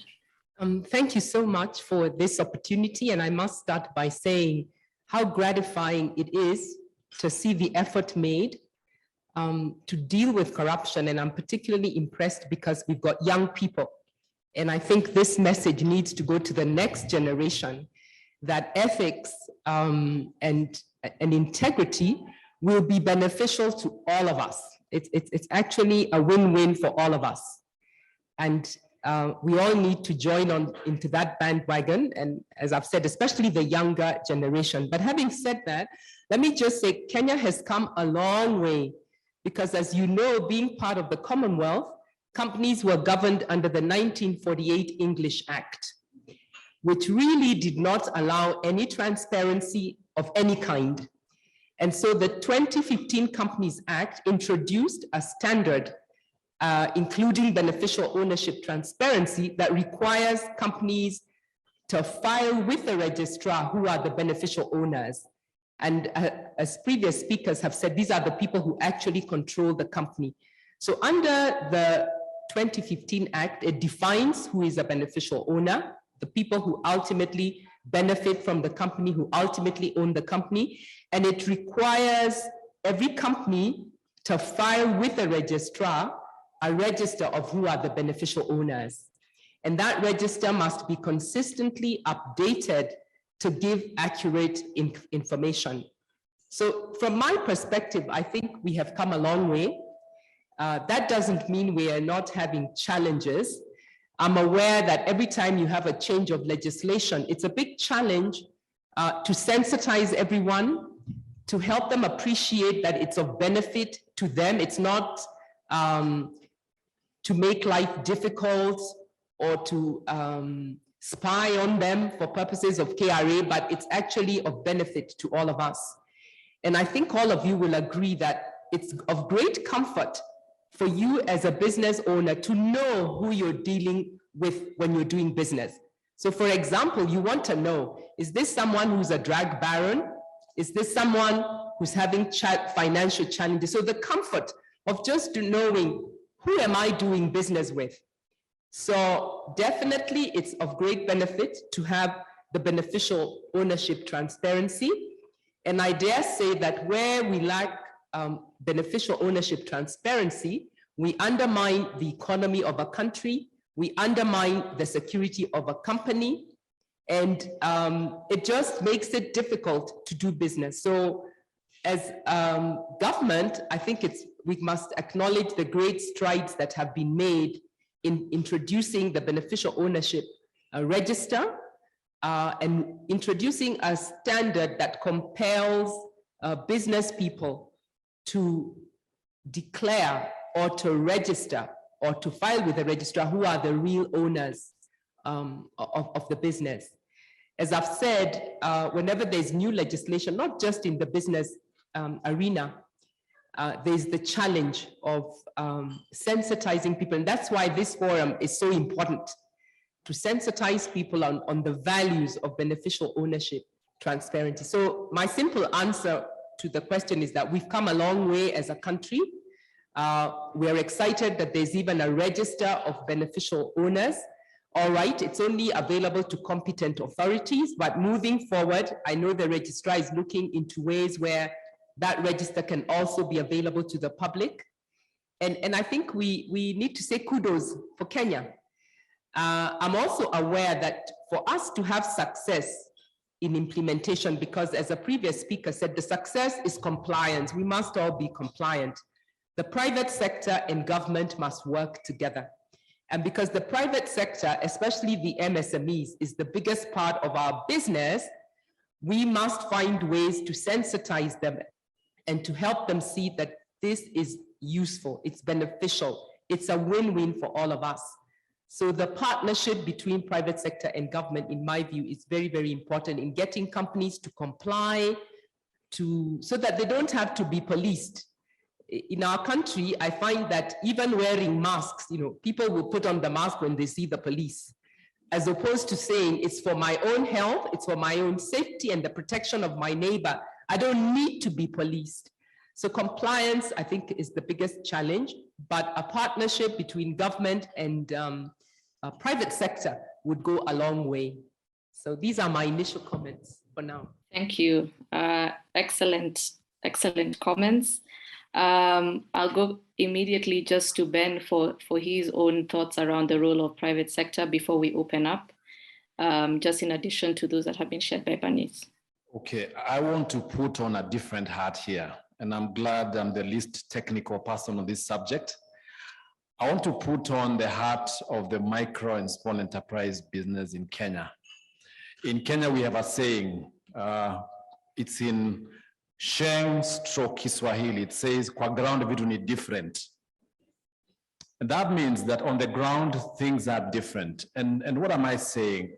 First of all, the reality is, when you think about the business sector in Kenya, over 80% of business is micro and small. And if you look at the 2010 MSC Act, that means those businesses are probably turning over less than $1 million shillings a year. Now, in January of 2021, the government put out a requirement in the dailies and said that all companies that are registered needs to register their directors and ensure that they're in the business owners registrar. And then they say that directive said that if by 31st January, you have not paid that, you have not registered, you incur a fine of 500,000 Kenya shillings, which is in dollars is about $5,000. If you are a micro and small enterprise in Kenya, and I imagine that's very much the same scenario in Africa, whether it's Nigeria, Ghana, so on and so forth, those provisions were very harsh. Because when these small businesses went to register, there were other requirements. First of all, you'll find that to be able to go into that register, your business needs to be, you have to have done what you call your annual director's returns. The other requirement was that you need to have you have to have linked your business on the online platform called eCitizen. Now, you're talking of micro and small businesses in a COVID period. And we found that those were not very sensitive provisions. And what became apparent is that this whole exercise, though it was very encouraged and very positive, had not had a lot of public participation. So wearing a different hat, what we have done is that we have written to the Business Registration Service and appealed to them and told them these provisions, it's good, we are trying to register, however, there are so many roadblocks. Another one is that Kenya being an entrepreneurial culture, people tend to start companies and forget that they even started a company. And I don't know if you've had that experience. I can bet in this room, if you ask people to put up their hands, they probably have 1 or 2 companies that they've even forgotten. So the law required that you, first of all, update your director's returns, link the business, And you know there are penalties that are associated with all that. So we've appealed to the Business Registration Service. We've written a memoranda, and we've articulated some of these issues that will help us comply with this requirement. We are encouraged, though, that the Business Registration Service has listened to us, and they've called us for an engagement. So I think what we are saying is that business ownership transparency is a good thing. All that we are saying, putting the heart of the micro and small business in Kenya, is that there needs to be a public participation process for it to be useful, for it to be realistic. And if that happens, talking to the Business Registration Service, by mid this year, they had had a lot of compliance. And because of that, they had actually extended the deadline. I think the last I heard of this, the last deadline was July 31st. And then now they're working on changing some of the provisions of that law. So we are making progress in Kenya. We are happy that BRS is willing to engage, all to say that for these things to be applicable in Africa, we need to be sensitive that a lot of our businesses are small, struggling, and COVID even added a different twist to all of this. So I think we are encouraged, we are trying to comply, and we look forward to more public engagement on this matter so that we are sensitive. I'll stop it there. Thank you. Asante sana, Ben. I think those are very critical points that you've made that actually link to Banice's point as well around sensitization. So it's a two-way street, right? Private sector really has to understand the value of this reform to begin with. They need to understand what it actually means for themselves, for economy, for the country. But beyond that, sort of in developing policies such as these, government really must consult widely, including private sector, especially for something like this. So it's very encouraging to hear sort of the engagement that you've been having with BRS. And going forward, I'm hoping that continues to be a lot more systematic than it has probably been so far. So with that, I'll just stop in case there are questions in the room. I don't see any in the chat. I don't know if it's because everyone has just been listening so intently, or if all the presentations have been crystal clear. There's still an opportunity to add. Okay, Lola, I see you have a question. Are there any questions in the room so that we can give everyone a break from Zoom for a moment? Rachel, perhaps you have eyes in the room.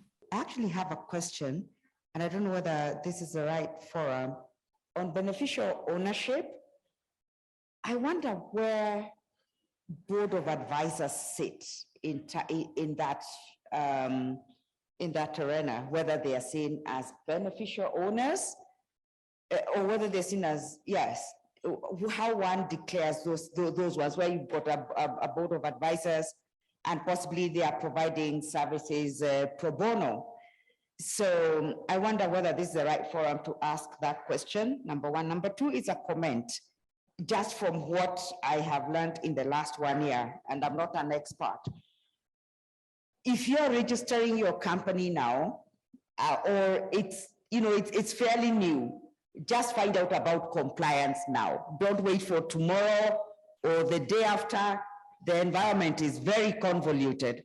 So just get yourself, whether it's a company lawyer. There are many of them actually that are providing services at very good rates. Some of them even doing pro bono. It's amazing actually what you can get out here when you engage people, and they will guide you on compliance. The earlier you start, the better, because it becomes less painful to learn, in another 1 year or two. And I'm speaking about this from experience. Yeah, my company is very new. I'm still struggling with licenses and all that. But yes, compliance. So allow me then to just make a comment now that I have the mic, because compliance seems to be the biggest hurdle that most businesses are facing. We talked about the fact that in the ease of doing business, we've really gone up, but compliance seems to be a big challenge. And I can't overemphasize her point about determining and finding out what the compliance issues are going to be once you start a company. Once those regulations came out, the Wezesha Biashara Network held a meeting and a forum for small and medium enterprises. Most of them were in shock. Many even left that meeting feeling more depressed about the business environment than happier because they felt the government has yet again added yet another burden. Yet we know that it's a good thing, isn't it? But how do business owners get to understand, to effect this, and to be able to stay ahead so that they don't find themselves paying those hefty taxes that we've just talked about, those hefty penalties that we know that government is going to charge if you are not compliant. So we can't overemphasize information regarding compliance so that you can be on the right side of government. So Maureen, back to you, if we can hear from Lola. Thank you so much for the question. I think there's a question already from Lola, the first one around any pushback from private sector against beneficial ownership transparency and why. I would like to maybe address the first question to Favor to help us understand is a board of advisors sort of part of the beneficial ownership discussion, and the second question around private sector pushback when it comes to beneficial ownership transparency. I'd like perhaps Bernice to give the Kenya example. Has there been that pushback?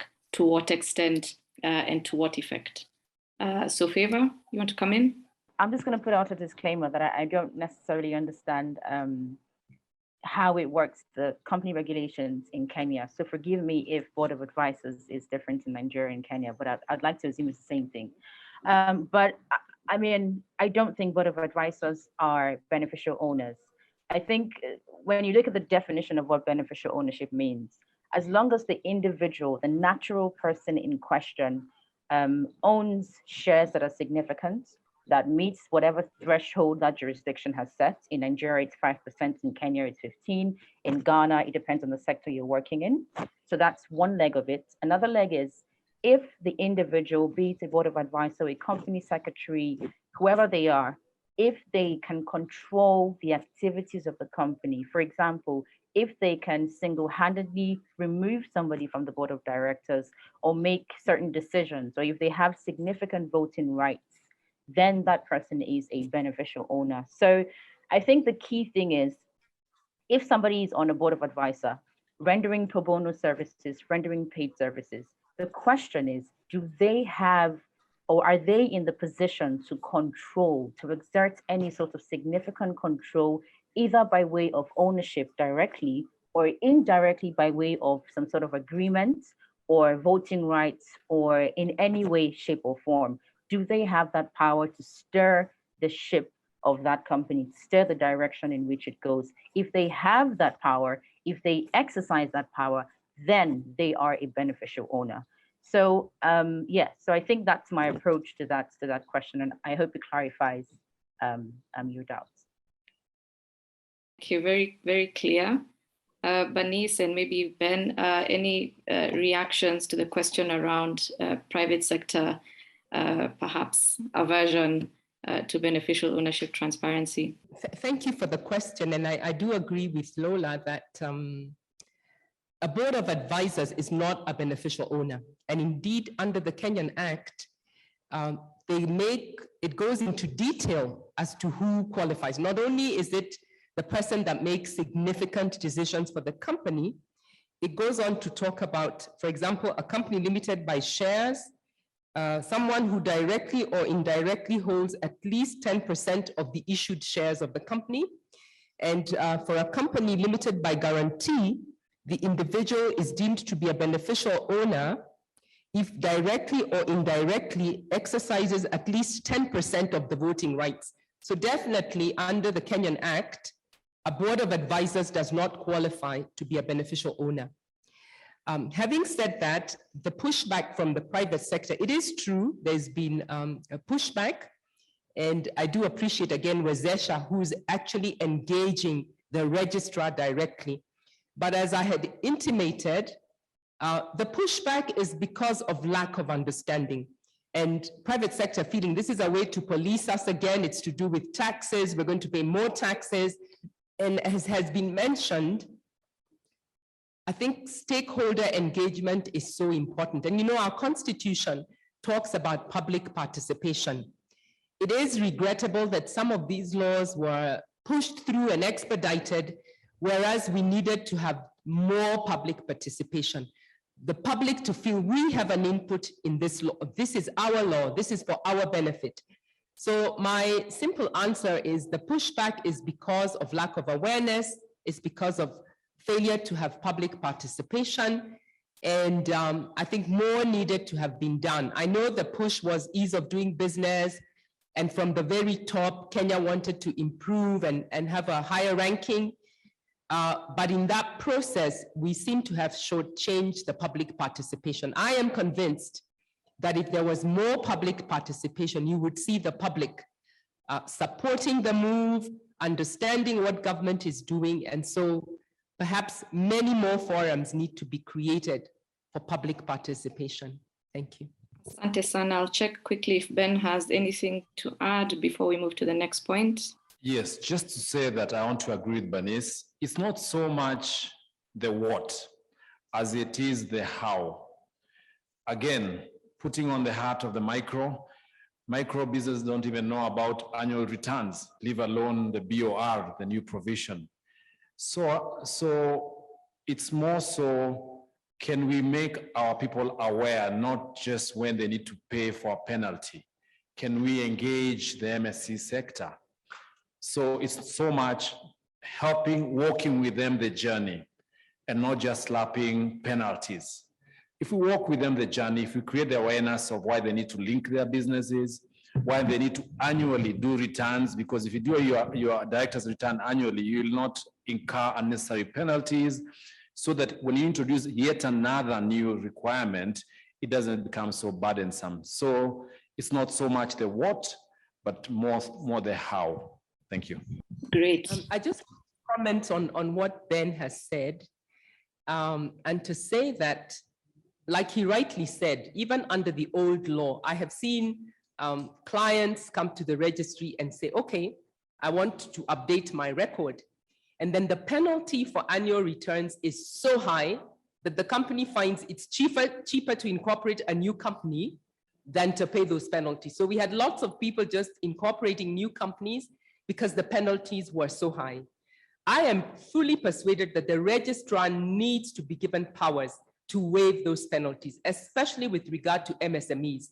We must encourage them. So if we must be able to waive those penalties and to give a moratorium where you say, okay, if by December 31st you have filed, we're waiving the penalty. I think that is a power that the registrar needs to have, especially with regard to MSMEs. And I completely agree with Ben. It's very overwhelming for small companies when the penalties are in the thousands, and the registrar needs the powers to be able to waive penalties, especially for these very needy cases. Yes, so I agree with Ben. I completely agree with that.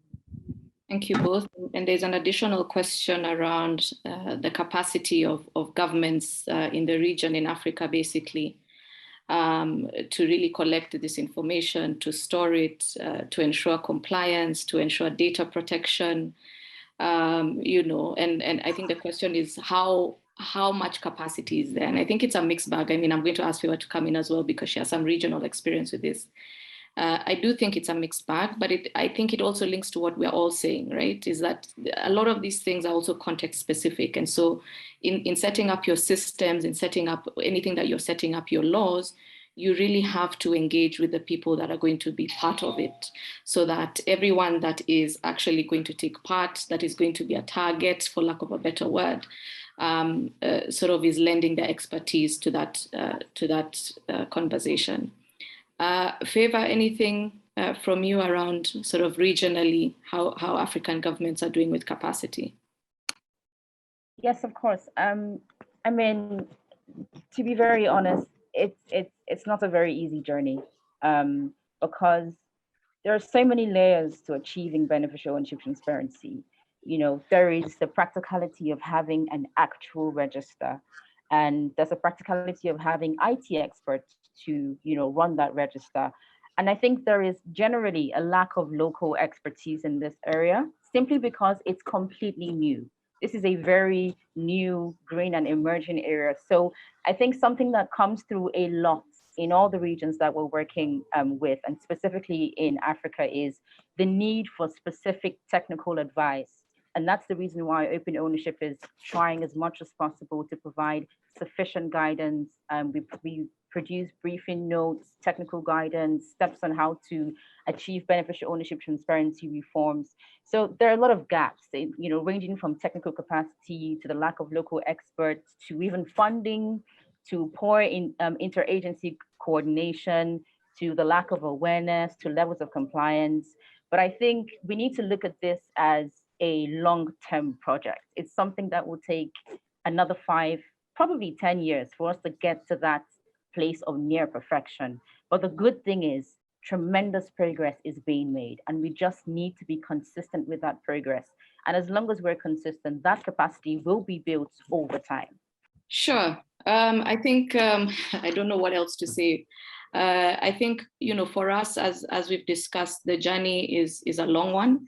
We already have some momentum. I think, especially for Kenya, it's one of those countries that are on the frontier of this reform in the region. For us, I think it's important that we bring everybody along. We really involve private sector.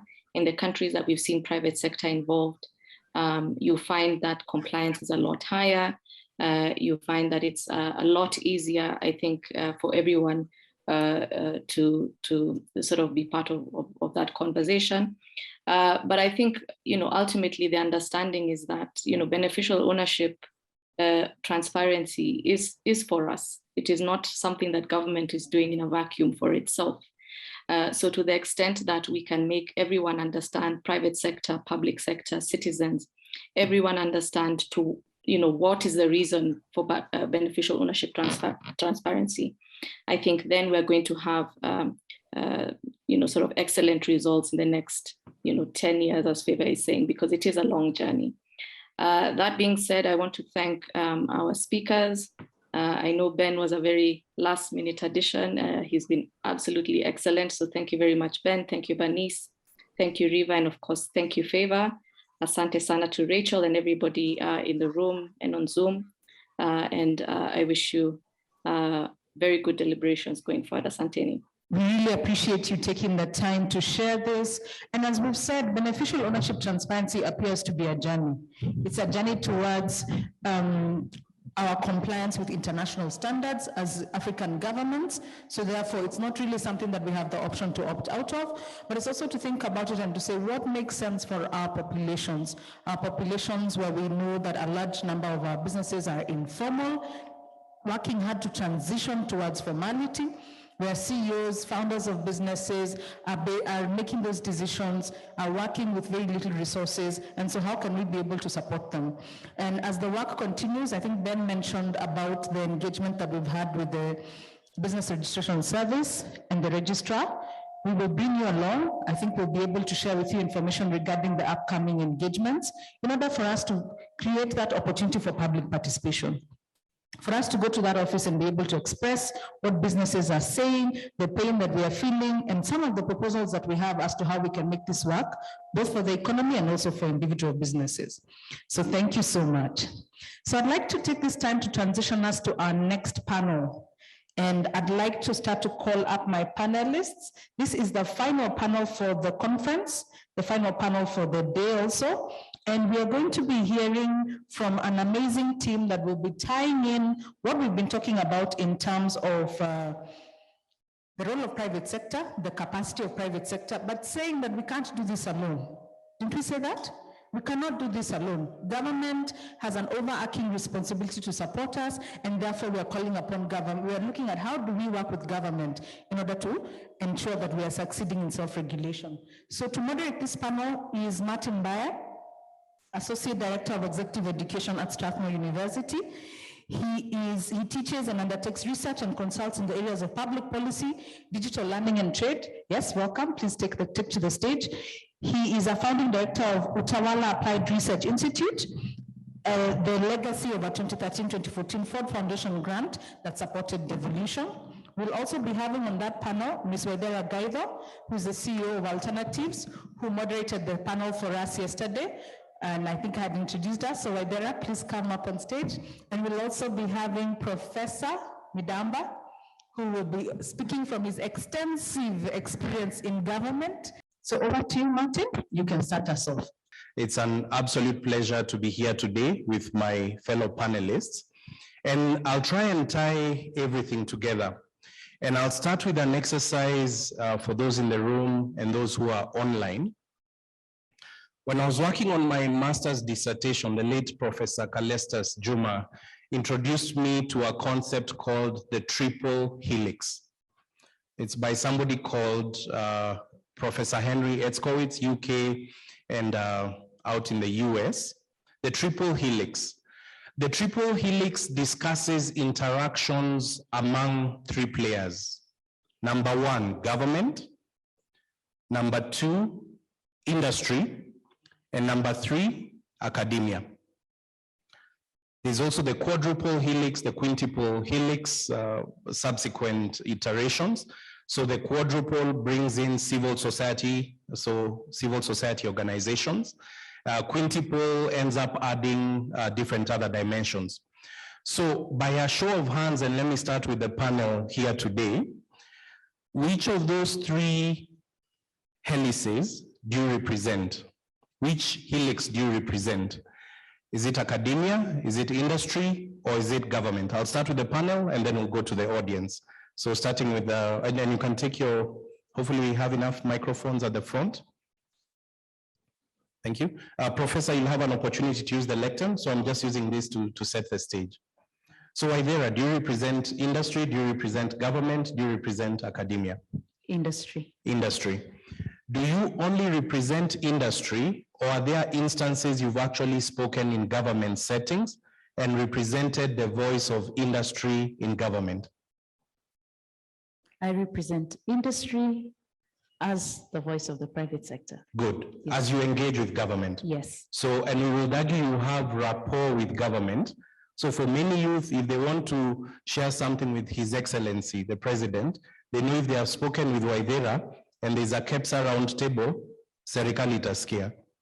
Okay, so you agree with that. So in today's session, Waithera will represent industry and youth, but we will also learn from her experiences in government, because she's a very strong advocate and voice of interest that government needs to absorb. Would you agree, Waithera? Thank you. Let's go to Professor. Professor, of those three, in the triple helix, those three helices, what do you represent most passionately? Is it government? Is it industry? Is it academia? Is it all three? And your illustrious career has spanned both Kenya and the US. So I think there's quite a bit of knowledge you're bringing into the room as we tackle this topic. I represent all the three. Thank you very much, Professor. And so a round of applause for the panel. I represent academia primarily at Strathmore, but I operate in a world where we interact with government and industry. So a round of applause as a signal that this panel can adequately tackle government, because we don't have anybody from government on the panel. But would you agree with me, this is the kind of panel that can speak passionately and government will listen? If you agree, a round of applause. Thank you very much. The second exercise, I just want to get a sense from the room, where do you fit for those of you in the room? And it's okay if you put up your hands more than once, and I'll start with one and finish with the third. If you believe you represent industry, because this is a discussion and a forum that's bringing together private sector, put your hand up as high as you can, and I'd request those with the cameras just to pan around. Let's get a feel. How many in this room represent industry? Put your hand up and leave your hand up. For those who are following us online, you can put your virtual hand up, okay? So quite a sizable portion of this room is industry. If you believe you represent the interests of academia, university, primary, secondary, elementary, does not matter. If you represent academia, mikono juu, and keep them up. Okay, wow. One, is there any? Prof, do you see any? Okay, at least I see one. Prof, maybe we help them. We put two of our hands up. Okay, so not too much. Okay, four. So about four of us representing academia. What about government? If you represent government or the interests of government, interact with government, I'm expecting at least Madam Elmawi and Ben Kirago will have their hands up. Government, anybody? Okay, she's outside. So at least, Prof, then you are our government person along with Waidera. Good. So I think we have set the stage then. So this room is predominantly industry. Session 5, if you all look at your programs, role of government in combating corruption in state agencies and supporting the private sector to self-regulate. We don't really have government in the room. Fortunately, we've had government represented at the highest levels. Yesterday, we had from the Chief Administrative Secretary in the State Department of Industry, Trade and Enterprise Development, and that was CAS Osiani, David Osiani. He did closing remarks in our Strathmore SME conference in October. It will be relevant because out of today's session, we would like to send Ben and Madame Elmawi with concrete recommendations out of this conference. Hopefully we can do that through Honorable Osiani. Today we have also heard from Daktari, Patrick Njoroge, Governor, Head of the Central Bank, oversees the payment systems in Kenya.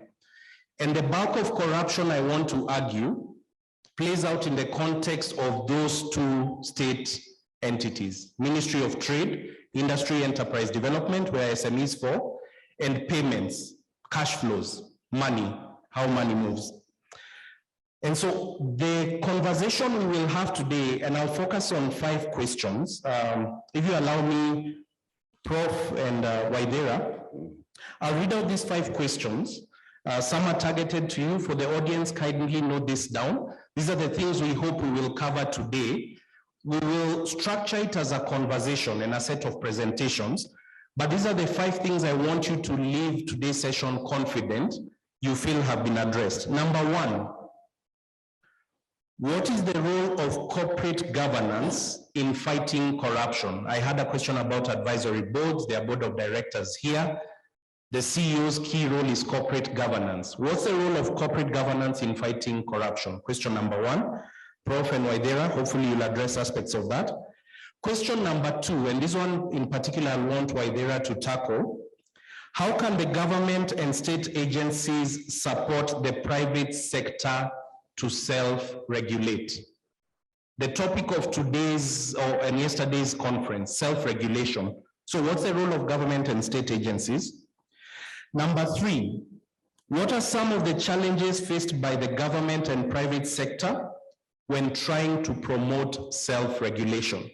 So we don't have government with us here, but we have actors who are very familiar with government, and we've heard from 2 players who represent the voice of government. Number 4, which recommendations would you give to both the government and private sector which would help to promote self-regulation? We have 2 experts on the panel, one representing the voice of youth, one representing the private sector, one representing academia, but with illustrious career spanning 2 continents and multiple interactions.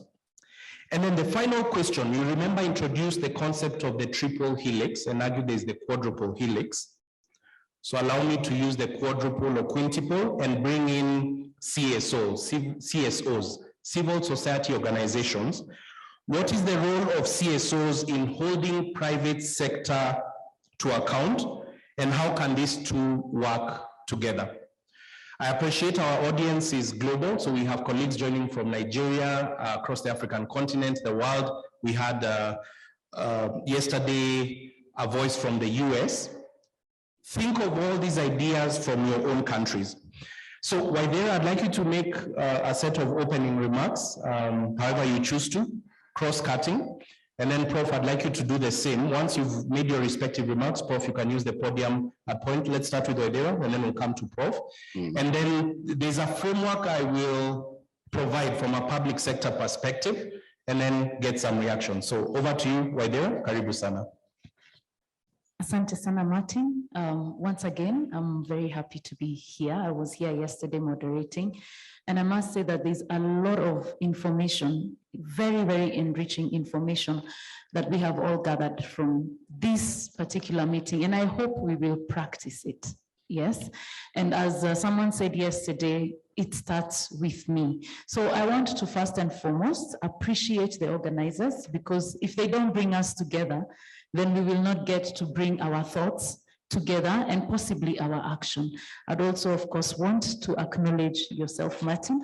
What you did not mention is that we share a supervisor, master supervisor, and of course, trying to push this entrepreneurship agenda for purposes of youth employment.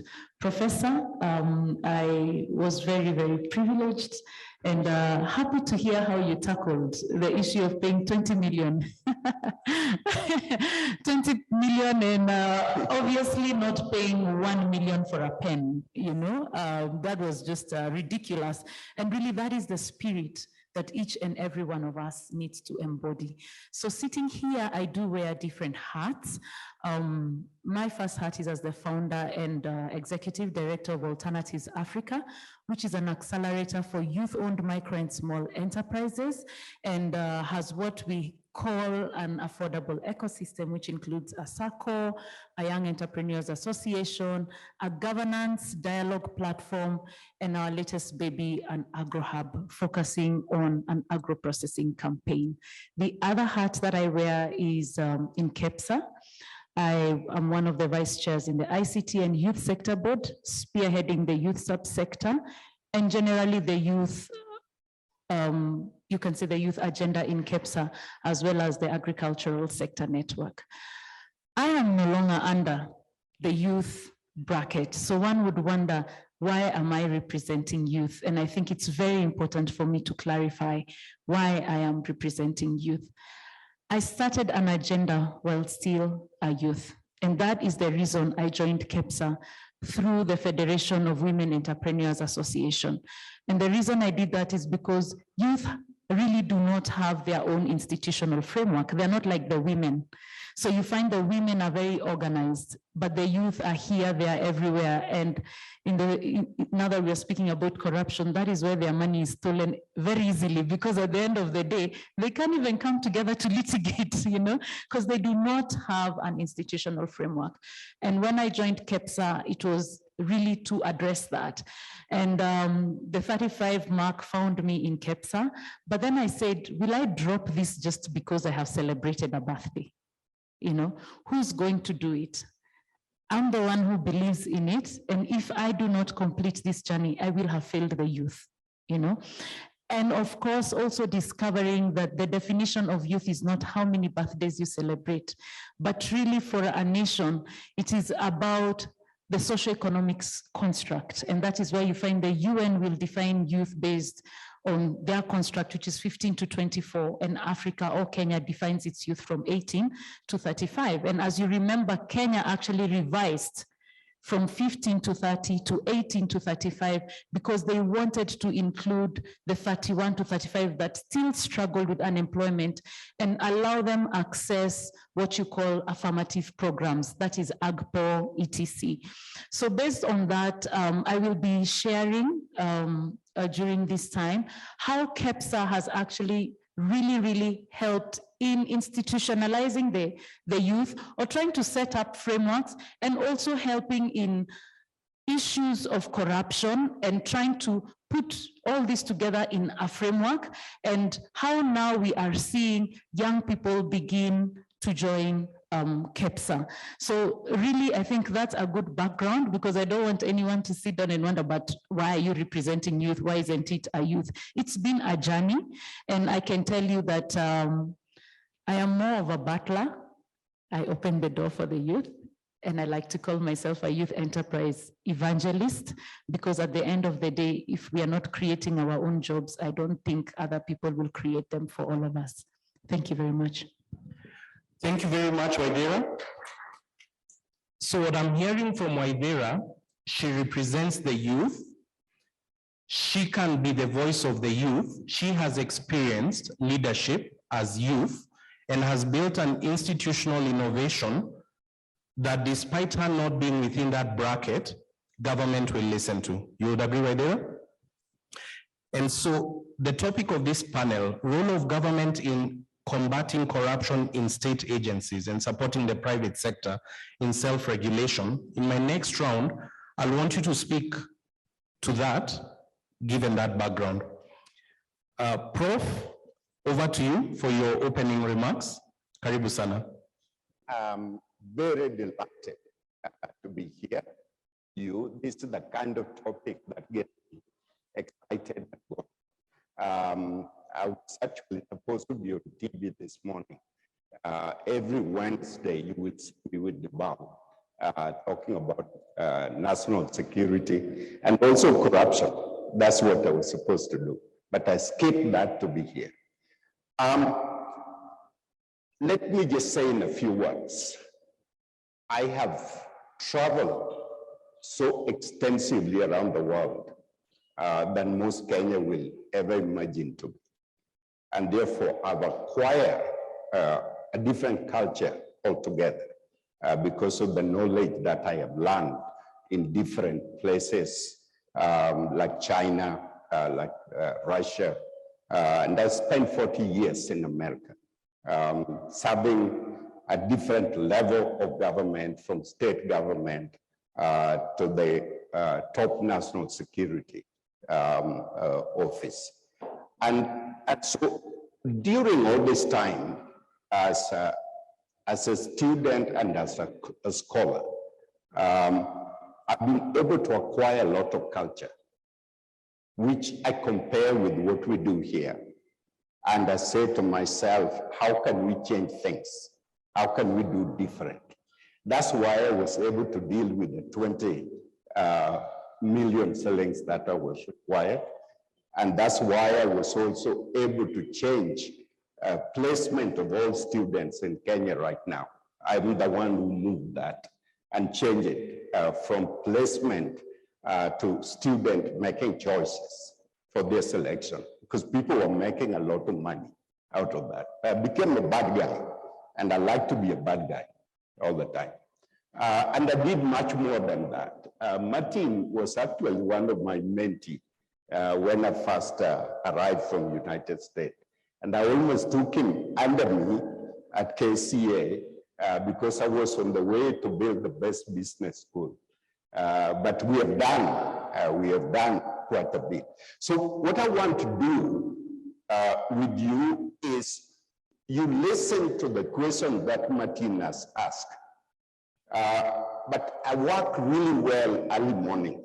I wake up at 3 in the morning and I work until 6. And all my energy and my skills come together. And therefore, the question is, further to what Martin has asked, is since we've been here for now the second day, what do you need to know beyond what you are hearing? Who is doing what and where that inspire you? What are the best examples that you can take out of here? And lastly, the most fundamental question is, what role are you willing to play in the future? How can we move this thing? I'm raising that question fundamentally because unless we can take all these conferences and meetings we are having to an individual person, so that individual person, like my sister here is saying, now I'm not going to pay anything. I'm going to fight it, like what my father taught me to do. I'm going to fight it until I win. That is the sense of development. And therefore, I wrote something together that bring a lot of examples that I want to read to you. And when I read it to you, you will see the reason why I did that this morning, so that you can take something fundamental and can look forward to travel to those countries and say, yeah, this is how we need to do it. Okay? That's where I want to leave it, man. Thank you, Professor. So what I'm hearing from Professor, there are the 5 questions I shared for this panel. He's going to go beyond that. And he wants you to reflect on your role as an individual. Your role as what are you taking away from today's session? Now, since I'm in an Institute of Public Policy, allow me then to speak on behalf of government, not for government. just distilling all the courses we've had with government at Strathmore, all the interactions we've had. If government was in the room today, you recall there was a triple helix. One of them is academia, one of them is industry, and the third one is government. So government will share and argue whenever we are interacting with the public, and hopefully you can still hear me. We follow the policy process model. We identify a problem, agenda setting, and that's what we are doing today. Based on that problem definition, we formulate policies, policy formulation. In this session, yesterday's session, you heard about the Bribery Act 2016. That was the effort of the private sector. You've heard of the Constitution of Kenya 2010. That was an effort of everybody in this room. So we formulate policies. After that, we implement those policies. So many argue Kenya has very many good policies, but the problem is they are never implemented. It's probably the issue in Nigeria, it's probably the issue across Africa, in the US. And then finally, you monitor and evaluate, which is what this session is doing. We've had an act, we've had regulations, we've had all these different things, but the argument is you in this room, the private sector, are not implementing. You, the private sector in this room, are not monitoring and evaluating. So the government would argue, Constitution of Kenya 2010, Chapter 6, which is Article 73 to 80, tells us everything we need to know. We have all the rules, etc. What is your individual role in this room on self-regulation? The government will say the Ethics and Anti-Corruption Act of 2011. And yesterday you had a panelist here who was representing that organization. The government will say, and this was Ben Kerago in the last panel, you have the Micro Small Enterprise Act. There's a lot of corruption there, but we have the laws. The government will say, we have the Sustainable Development Goals, the SDGs. There are 17 of them, 16 on number 16 on institutions, and also tackling issues, I would say, around corruption, and SDG 17 on partnerships. What's your role in this room? The government will say, as the private sector, you've come up with the Bribery Act, and it's a beautiful document, but it's not necessarily being implemented. The government will say, we have the UN Guiding Principles on Business and Human Rights, protect, respect, and remedy. The government will say, we've got the principles on the UN Global Compact. You had yesterday in the panel a representation from Uchumi and UN Global Compact. And number 10 specifically talks on corruption. So the government will say all these laws are there. We define the problem. We formulated the policies. The challenges are around implementation and monitoring and evaluation. You as the private sector will argue, in a national innovation system, just give us an enabling environment and leave us to make money. We as the actors, just leave us to make money. You make the enabling environment. And increase the interactions, increase the number of actors. That's the framing I want to bring for the next round of questions. So the government will say all these things are in place. Waithera, you've introduced this interesting institution, KEPSA. It's not government, it's not industry, it's not academia, but it's society, it's community. The quadruple helix. What's the role of KEPSA in working with government to combat corruption? Is KEPSA a CSO? How does KEPSA engage with the SMEs? How does KEPSA engage with all these different documents? And let's narrow down to state agencies. We can see things happening with Kenya Power, who have been accused of all kinds of issues. There's cleaning up happening from the top, like Governor Patrick had indicated. Let's get your reflections, and then we'll go to Professor. Exact same set of questions and background, we get your reaction. Over to Waithera. Okay, thank you very much, Martin. I think I will start by saying, and because I work with the young entrepreneurs, you'll allow me to simplify things a bit more. The helix you've just described, I would compare it to the human body. Yeah. So you've got the kidney, you've got the liver, you've got the heart, you've got the brain, yeah? And then you've got systems, you've got the circulatory system, you've got the digestive systems. Now, if any of them is not working, can your body be okay? No. So all this must be working simultaneously. Even if your kidney is working how hard, if your liver is not working, you die, you know? And so there is none that can claim to be of more importance than the other, yeah? They are all in a symbiotic relationship. And thus is the relationship between the helix, whether it is the triple, whether it's the quadruple, all of them, such is the relationship. So how do you progress forward? You must co-create. That is what our bodies do.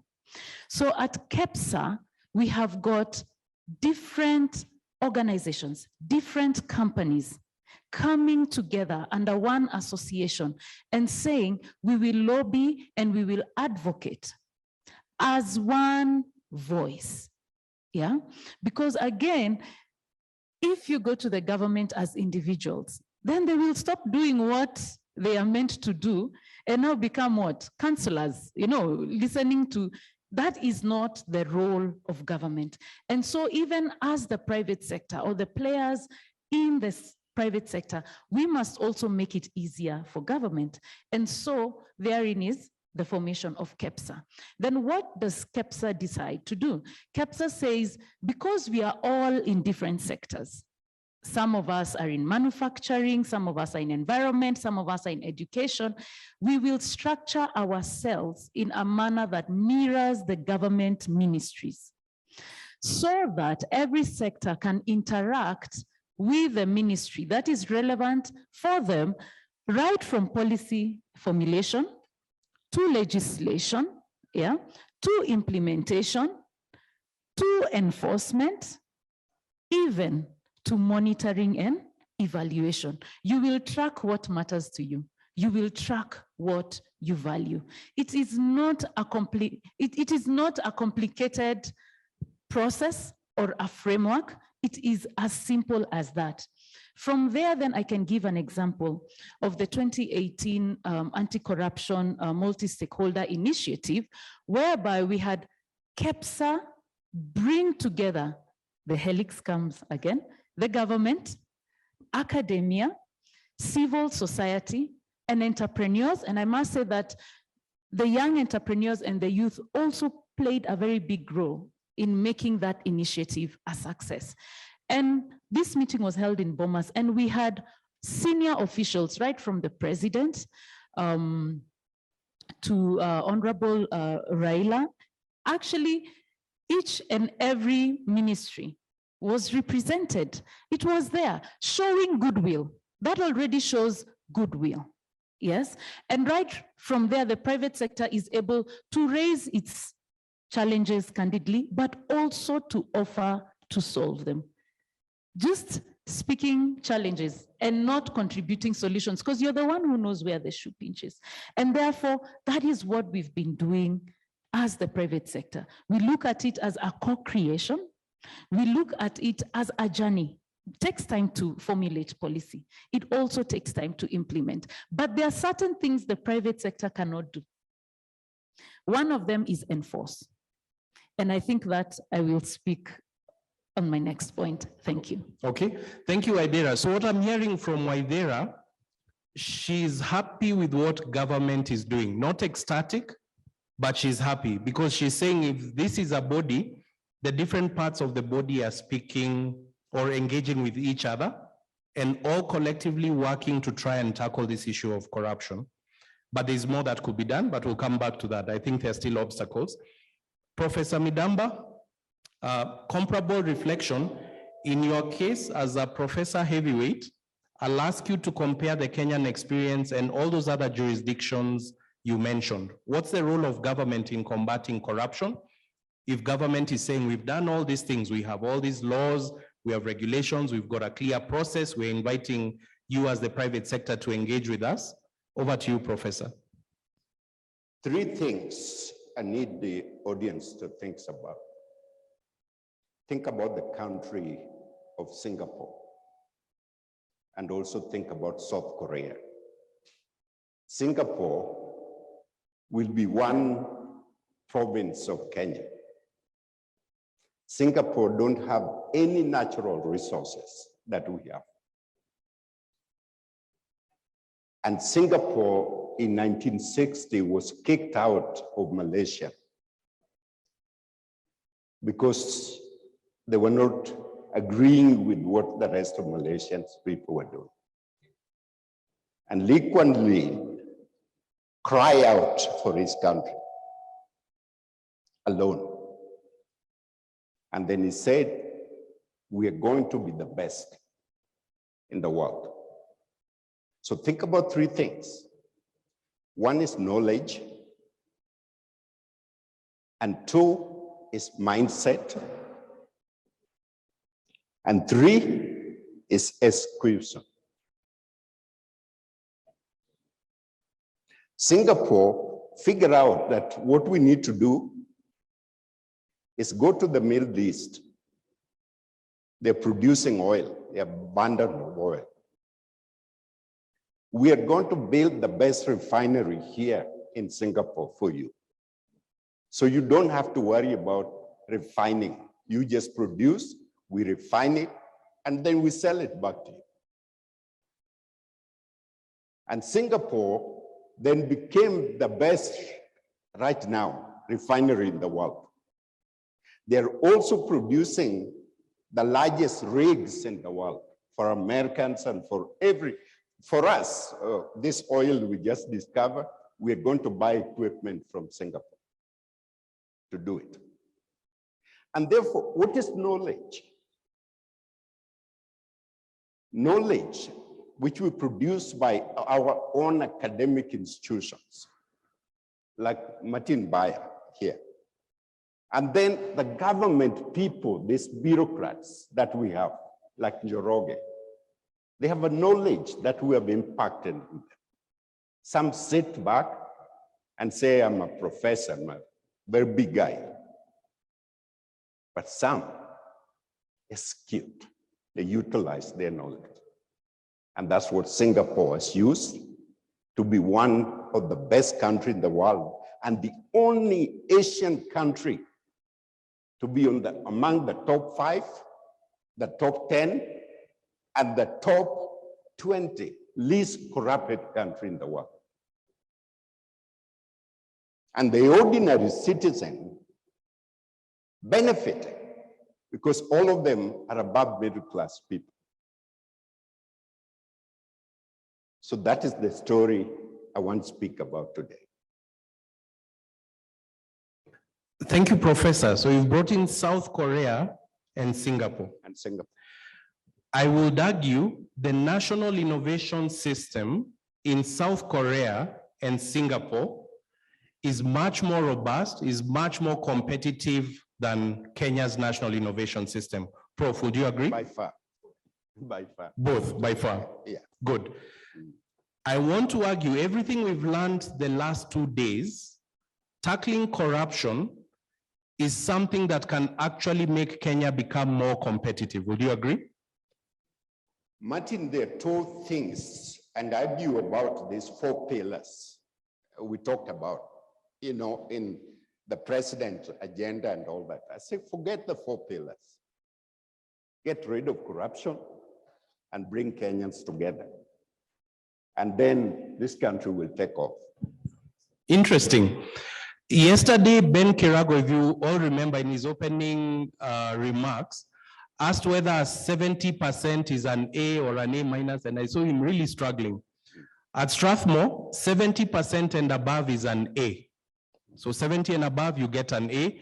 KCSE, I think 80% is an A, 70 and above is an A minus, 90 and above is an A plus. There are those different metrics. So the question for this room is collectively, what do we want government to do so that Kenya attains an A? Our colleagues from Nigeria, our colleagues joining us from around the world, can we all get A's? Ben yesterday argued that I think the improvement was incremental. Was it from 26 to 29%? And he asked, can we at least get to 50%? I'd like everybody to write this number down, these three sets of numbers. The number 12, just write down the number 12. Write down the number 12.6. And write down the number 12.6.1. Those who are physically here and those who are following us online. 12 is a sustainable development goal. I don't know if we're there. I'll put you a little bit on the spot. I'll ask you to Google if you don't know what it is. Just Google SDG. Find out what SDG 12 is. 12.6 is a very specific target associated with that goal. And then 12.6.1 is an indicator that allows you to measure that target. It will be fantastic if everybody in this room, when we are meeting next year, each of the businesses represented here can report on SDG 12, goal 12, target 12.6, using indicator 12.6.1. And I'll unpack that for this panel. All of you have a strategy, all of you have financial statements. In your profit and loss statement, when you tackle corruption, your costs go up, so you make a smaller profit. That's why many people don't want to tackle corruption. I tell my undergraduate students. However, it's possible to tackle corruption, your costs go up, and your revenue also goes up from new opportunities. And we need to be able to report this. And that's what I want to use as the next round of questions for my panel. We've talked about the role of government in combating corruption. We've talked about KEPSA at a national level. We've used South Korea and Singapore as benchmarks. I'd like us to make things very practical for the audience. Then I'll open the floor to questions. Give a very specific piece of advice for all those who are gathered here today. Waithera, if a call goes to Madam Carol Karoga, CEO KEPSA. We had Chair Patrick Obathia yesterday. We had former Chair Lee Karuri. And we have Madam Fatma here. We've got Bwana Ben Kiragu. We've got all the key actors, SAIP, KEPSA, etc. Practically, if somebody in this room wanted to understand their role in engaging government to combat corruption in state agencies, and I'll pick Kenya Power because we are all impacted by power, and in understanding their role in asking government to support the private sector, make it very practical. What are these challenges that still exist in Kenya and globally? And what's one tangible piece of advice you can give those in the room? In your case, Waithera, when you think of Alternatives Africa, what's something very practical? And I'll finish off by explaining SDG 12, the goal, target 12.6, and indicator 12.6.1. In the meantime, you're welcome to Google. I do that with my students in class. The UN is thinking about this. And if we get this right, Kenya will lead the rest of the world by 2030. The question is, give something practical advice to those in the room. A very practical piece of advice of how they can engage government and what government should do based on what is here in the room. I know you've asked me to use Kenya Power. No, use any example you want. Kenya Power is just one of many. So make you cut across the board. So make it practical. This is a conference. We want people to live with something tangible. In 12 months, when we come back to this session, we want to be able to report on something tangible. The majority of the audience here is private sector. You are in KEPSA. Yes. You might get to meet His Excellency, the President, in the next 12 months. Yes. What can those in this room walk away with? What can those online walk away with? Prof, I hope the question is clear. You are the Vice Chancellor of a university that has access. Go ahead, Waithera. Okay, I'm not going to use any particular sector, but I'll give a general explanation. So say, for example, we have an issue with, let's say AGPO. Let me use something that is inclusive, yeah? We all know what AGPO is, isn't it? Access to government opportunities in procurement. So we have a challenge. Businesses are not being paid their money, isn't it? And we want to sort out this solution, this problem. So because AGPO is targeting women and youth, then where would that fall under KEPSA? It would fall under the Gender and Youth Sector Board. Why would it fall under Gender and Youth Sector Board? Because the Gender and Youth Sector Board mirrors the Ministry of Public Service, Gender and Youth. Now, of course, presently, youth has since been moved to the Ministry of ICT, and KEPSA has also done the same. It has moved youth from the Gender Sector Board and moved it to the ICT Sector Board. Why do we have to do this? Because now the CS of gender cannot make decisions on youth.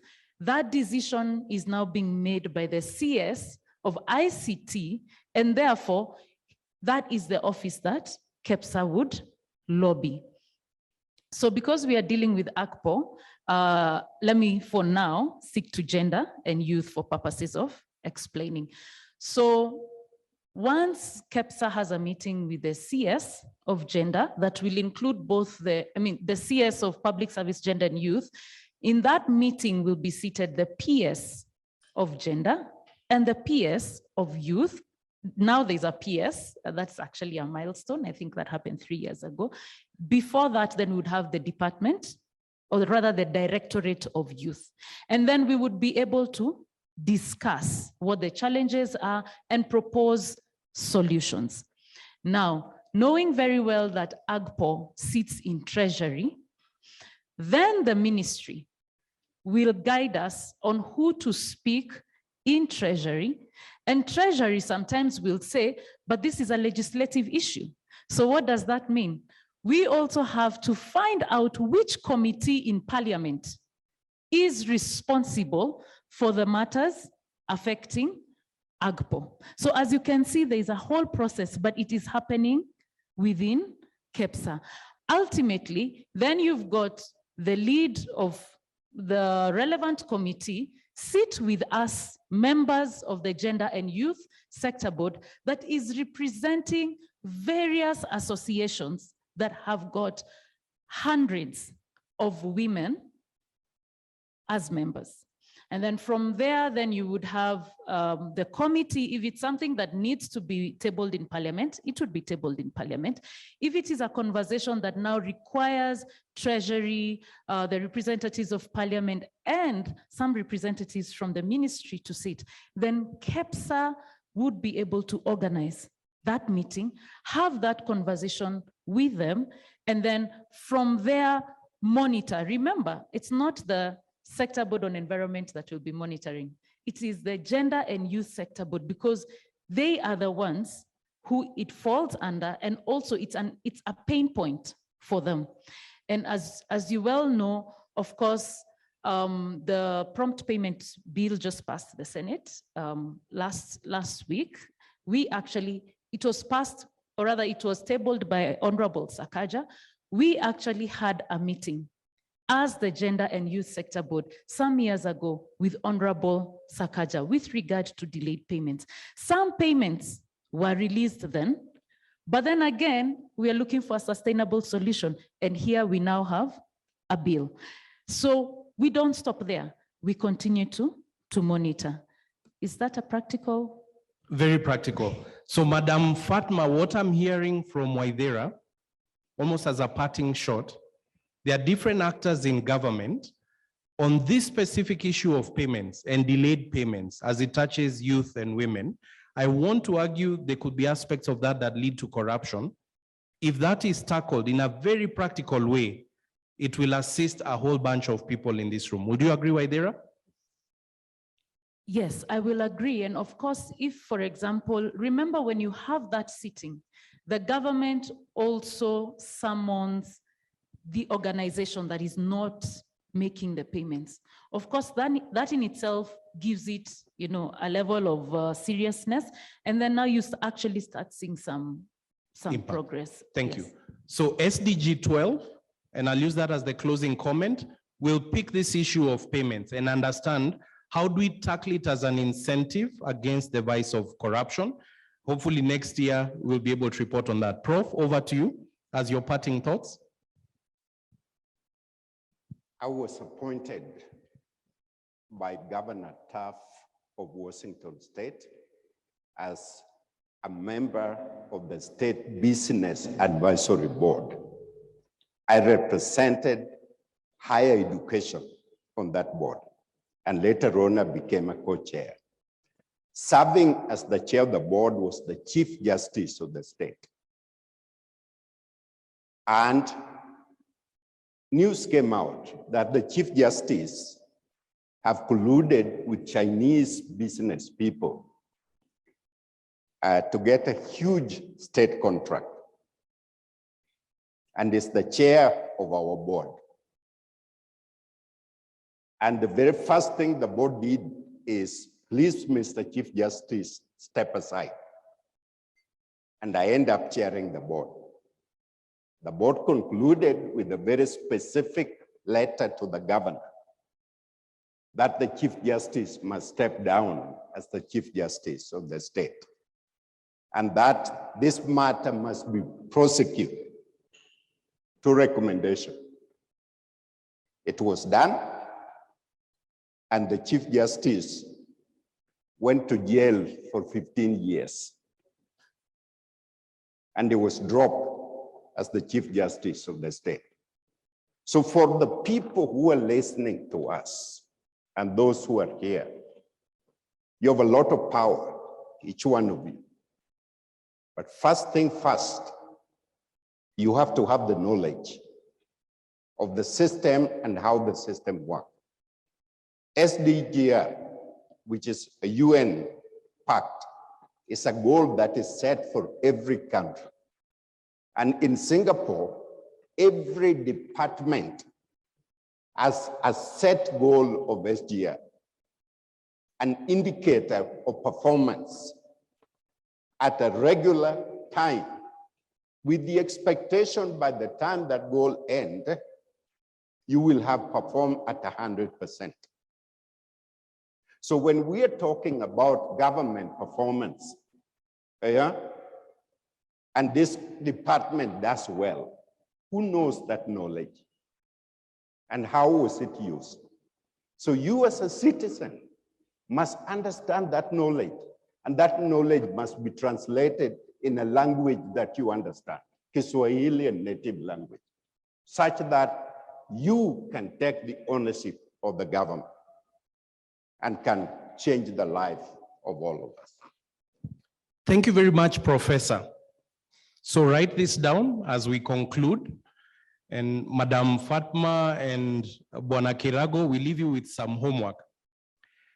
Goal number 12, sustainable goal number 12, is to ensure sustainable consumption and production patterns.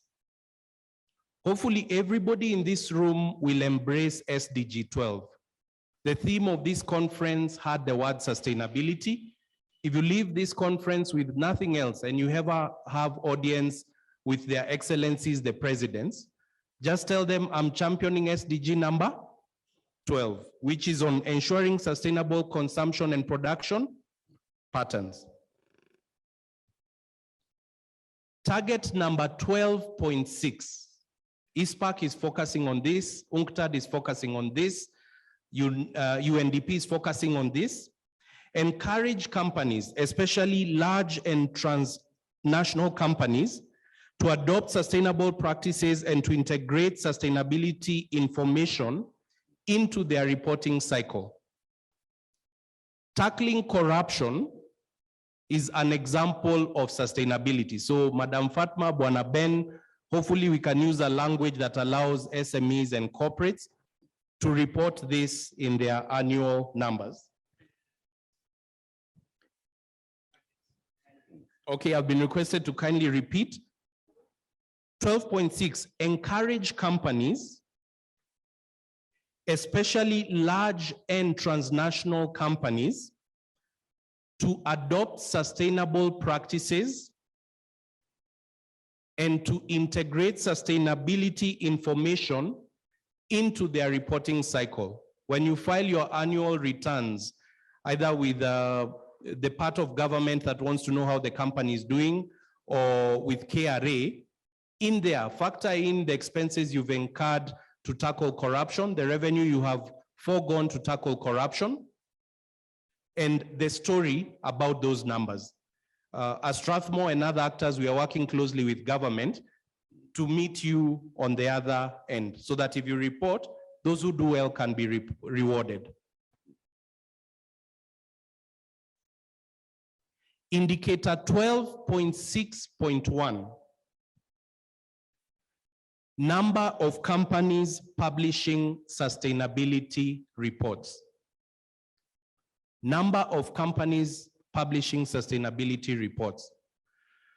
So a challenge for Fatma, a challenge for Ben. When we meet a year from now, all those companies that are linked with Abec as a conference, KEPS as a society-facing aggregating entity, speaking for private sector, SIPE as an entity promoting democracy and using private sector. When we looked at their published sustainability reports, will we note that they have done something unique with respect to corruption? So with that, I want to bring the session to a close. The topic was the role of government in combating corruption in state agencies and supporting the private sector to regulate.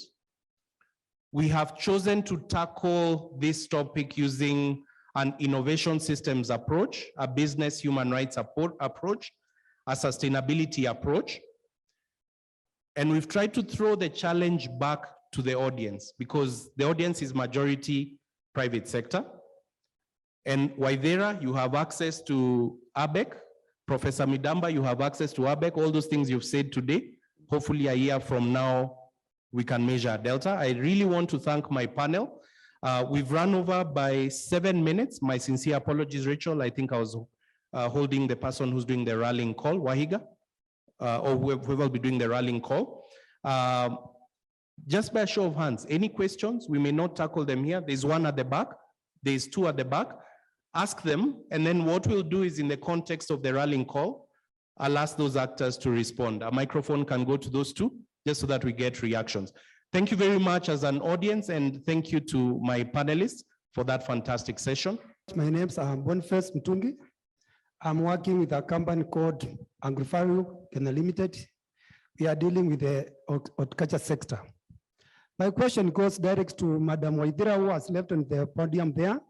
I would like to know what measures have they taken for the agribusiness, particularly for the exporters who are doing the export of the fresh produce from the farm level to their production.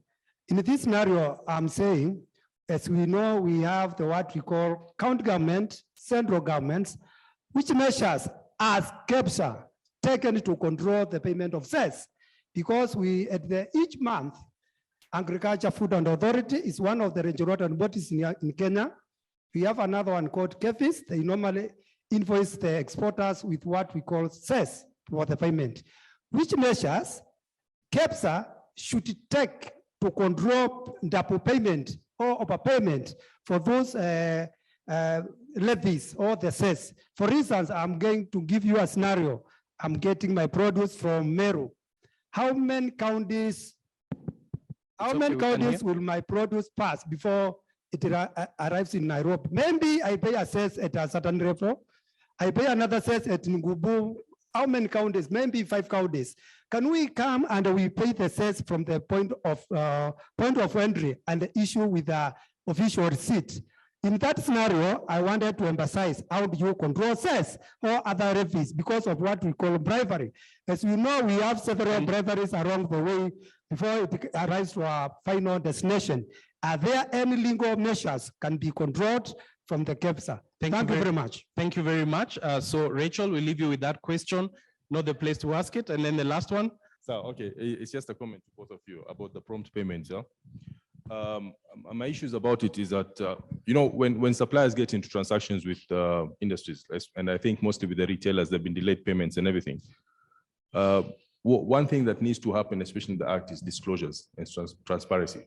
Because when you enter into a transaction, you think that you're doing business with a very good company, only to realize that the company is probably insolvent or illiquid. Now, unfortunately, Uchumi has been disclosing, and that's why everyone knows about Uchumi. but we don't know about the other people. That's why you hear sometimes a company has just been closed and has disappeared with people's money. Now, in the same light, like the way we had the banking crisis in the 90s, the government enforced that all banks and insurance companies must publish the accounts.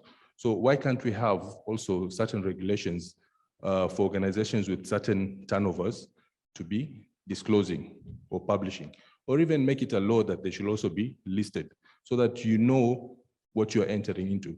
But otherwise, it will be the same thing because unfortunately, most of these businesses, they use suppliers' money to expand. And that is why it brings them down in the future. I mean, eventually to do business. So those are things to look at, because even if you send that bill, I'll tell you, it will still keep happening. People, delayed payments will continue unless you know which, I mean, you know the financial health of the business that you're entering into. Oh, thank you, Mohammed, because you've really unpacked the why. Why do we have these delayed payments? We might just say that companies are refusing to pay, but there are reasons, business reasons behind the business strategies that they are putting in place that fail. And I think that goes straight to SDG 12. If we have effective sustainability reporting, we would also begin to start to understand some of the financial health issues of the businesses that we're doing business with, which I think is a very solid proposal. I think that goes back to KEPSA to be able to continue with some of the advocacy work that we're talking about. Now, going back to Mr. Mutungi's agri-value, had raised an issue, particularly relating to agriculture, and I don't want us to leave it hanging, because this is a very big pain point for most of the people who are doing agribusiness in Kenya, and it has led to the death and closure of so many businesses. But I'm happy to note, and allow me to put on the other hat of private sector and also former deputy CEO at KEPSA, where I did a lot of this work, that KEPSA has taken up this issue. And I'd say the agriculture sector has taken up this issue specifically by forming ASNET, an association that I believe that Waithera would be able to share with you more information about, that is really working both at national level and county level to be able to deal with this issue. It's really double taxation. It's double taxation, isn't it? That's what it finally comes down to, that you're paying cess in so many places, and there's also no predetermined way that you're assured of what numbers you're going to pay in different counties. So that issue has been taken up. I know it has been raised in the Devolution Conference a number of times, and so it would be useful for you to add your voice to that conversation. So I'm also giving Waithera homework on that one, to be able to share with you that information. Now we've had 2 days of wonderful deliberations. Yes, Professor, you wanted something? The experience in Taiwan, and my hope is that Taiwan really remain an independent country from China. The Chamber of Commerce of Taiwan and the government of Taiwan work one-on-one together. There is no investment from any country into Taiwan without going through the review of the Chamber of Commerce. And the Chamber of Commerce also have systematic review of how the government is performing, such that you don't give a big check to a head of department without input of the Chamber of Commerce.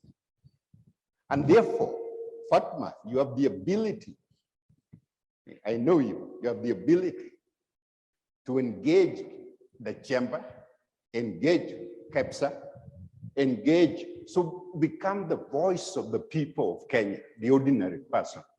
Because I can tell you, when you look at this criteria for corruption, and that's what I was prepared for you to understand. When you look at it all together, and then you bring it to the East Africa community, the 6th country in the okay, the most corrupt country in East Africa is which one? No, wrong. In fact, I was going to give Kenya a lot of credit for the progress we made between 2019 and 2010. The most corrupt country in East Africa is South Sudan, followed by Burundi, and followed by Uganda, and then no, Tanzania is farther than Uganda. Tanzania has done much better, really well. But Rwanda is is #1 in East Africa. And Kenya is #3 in terms of performance, done much better. In fact, between 2019 and 2020, Kenya scored 13 points on corruption index, which positively we move left in a positive way when you look at those numbers. And therefore, the question must be, no, when you take Kenya, compare with the rest of Africa, Kenya performed much better than the rest of Africa in terms of positive movement. So what was responsible for that? Okay, you remember 2015, list of shame and activism to get these people to court and get them to jail. In fact, I've been advocating for an extension of committee called economic crime. Lock them up, okay? And therefore, the point is we have so much power to change this country for the better. And when you look at the situation in Southern Sudan with all its wealth and everything, okay? And Sudanese are driving the biggest cars in town, okay? Biggest investment in town. And the country is at the bottom. What do you expect? We can do it. I'm going to give Fatma her right of reply. We've been talking about Fatma being the founder of Abec, but I should tell you that the reason why Professor Midamba is addressing his comments to her is she's also the second vice president at the National Chamber of Commerce. So allow me to give her right of reply. Wow, that really puts me on the spot. But number one, I just wanted to say that as chamber, we took up the issue of cess and double taxation. And this is something that, as Rachel has said, was actually taken care of, and it's still working under ASNET. So as a chamber, yes, that was a policy that we advocated for. The other thing the chamber advocated for was the issue of payment to business people. Unfortunately, and I wish Martin was here, it kind of boomeranged back to us. Why? Because as a chamber, we were advocating for the government to pay, and the government did pay, but the payments that government did not make, can you guess why?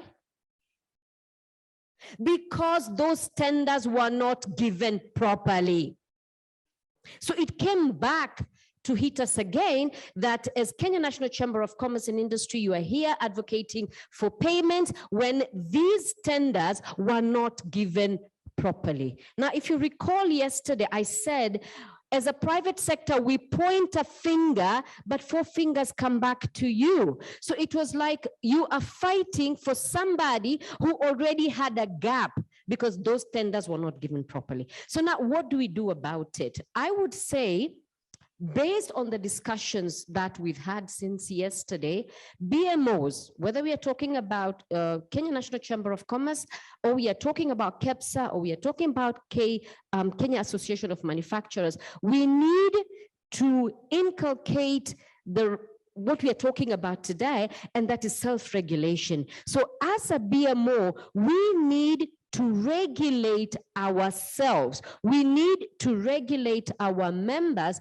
And following, I believe ISPAC did it a couple of years ago, when a member is a rogue member, what does the BMO do? Because it could be not everybody. It could be a few eggs that have done something that is not correct, and then the entire organization actually gets a bad name. So for me, what I'm taking out of here, whether in my capacity and in my position as vice president of chamber or just an interested party, we need to self-regulate ourselves. And self-regulating starts with you, and then for us, it also goes to our members so that we can properly advocate. And when we stand there and talk to government, I'm standing there knowing that I am clean. The people that I'm advocating for. Thank you. Asante sana. Let's give her a round of applause. So thank you so much also, because I think this really starts to bring us to the conclusion section of this meeting, because we've had 2 days of elaborate discussions, 2 days of a lot of sharing, joint understanding, learning new concepts, but we must take something forward from this meeting, isn't it? We are here because of the group that sat in 2019 at Safari Park, deliberated on issues, have carried them forward. The next session happened in Nigeria, carried those issues forward, and that is why we are enjoying the sessions that we're enjoying today. So it would be useful for us to look at what are some of the key proposals and resolutions that have come out of the 2 days that we've been here. At this point, I would like to invite Ivy Wambui, a student pursuing her business degree at Daystar University. She will be reading out to us the conference resolutions. Ivy, over to you. Thank you so much, Rachel. Hi, everyone. So the 2021 Abec Conference resolves are to set up a working group which will bring together BMOs, thought leaders, and non-state actors, which will be coordinated by the conference organizers. It will consider further the role of private sector and develop practical and actionable anti-corruption compliance solution. The second resolve is to explore the development of a Kenya Corruption Risk Index at both national and county level. The third one is to create opportunities for public participation on business ownership transparency, general compliance and awareness, especially for the MSME sector. And finally, to continually promote a culture of taking personal responsibility and professionalism by use of tools and platforms such as Ethics First. Thank you so much, everyone. Thank you so much. Do we agree with those resolutions? Do we see a role for ourselves? Some of the expertise and the time and energy that went into putting together this meeting cannot wait until the next year, isn't it? Do we agree? And that's why there's an intention to put together a task force that will continue to engage specifically with the different bodies that we have agreed we need to bring together. And some people sitting in this room are going to find themselves roped into those conversations and into leading some of those processes that are going to happen. Prof, would you like to say something before I proceed? Number one, support the development of artificial intelligence, the system that can identify and red flag potential fraud in public procurement to help improve expenditure overall. Second, support the development of advanced data system to be used to monitor performance of courts, judges, and court personnel. Support open budget, including publication of user-friendly citizen budget, updating online portal for accessing expenditure and information. Help build participating platform to convene stakeholders, identify and follow up specific action in order to improve transparency, integrity, and good governance to support inclusive growth. Provide private sector leadership to improve transparency standard, i.e. open contracting standard, asset disclosure, standard to support implementation of open government. Government is our government. There should not be any secret at all. At every system, every juncture, until it is all concluded. Actively assist in the implementation of transparency and accountability efforts such as extractive industry, transparency initiative, publish what you pay so that the rest of Kenya can read. Engage in international forum on anti-corruption, including the G20 working group, so that we can learn what other efforts that are taking place, including Singapore, Taiwan. Learn as much as you can. And lastly, strategically support and engage international alliance, regional anti-corruption forum, Okay? I would like to submit this for inclusion. Thank you so much. We have a robust list of issues to consider, to pursue, and to engage with. And we really thank you. And thank you so much for taking the time to prepare and for being able to share with us some of those really solid proposals that we know have worked in other countries. The best thing about having the diversity of information and the diversity of expertise is that we've seen what others have done. Must we go and start from making mistakes?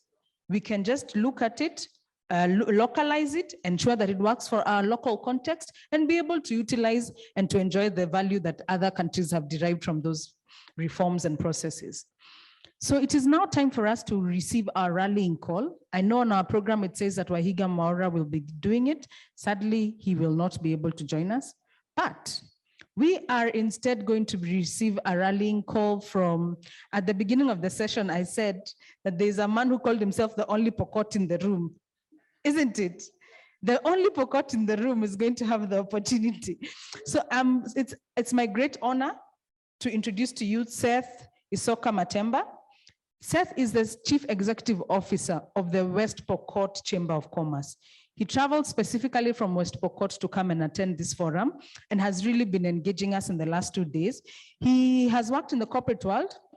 He has experience working in large organizations, at transnational companies that we talked about.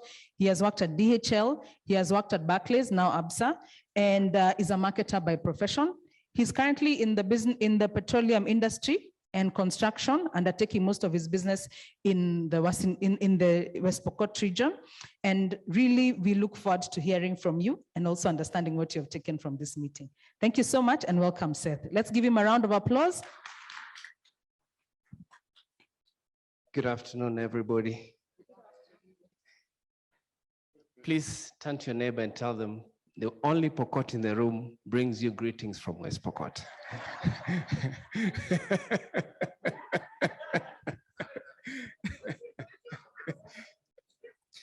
Yeah, here is a Pokot and a lot of Kenyans. Yes, and a lot of Kenyans.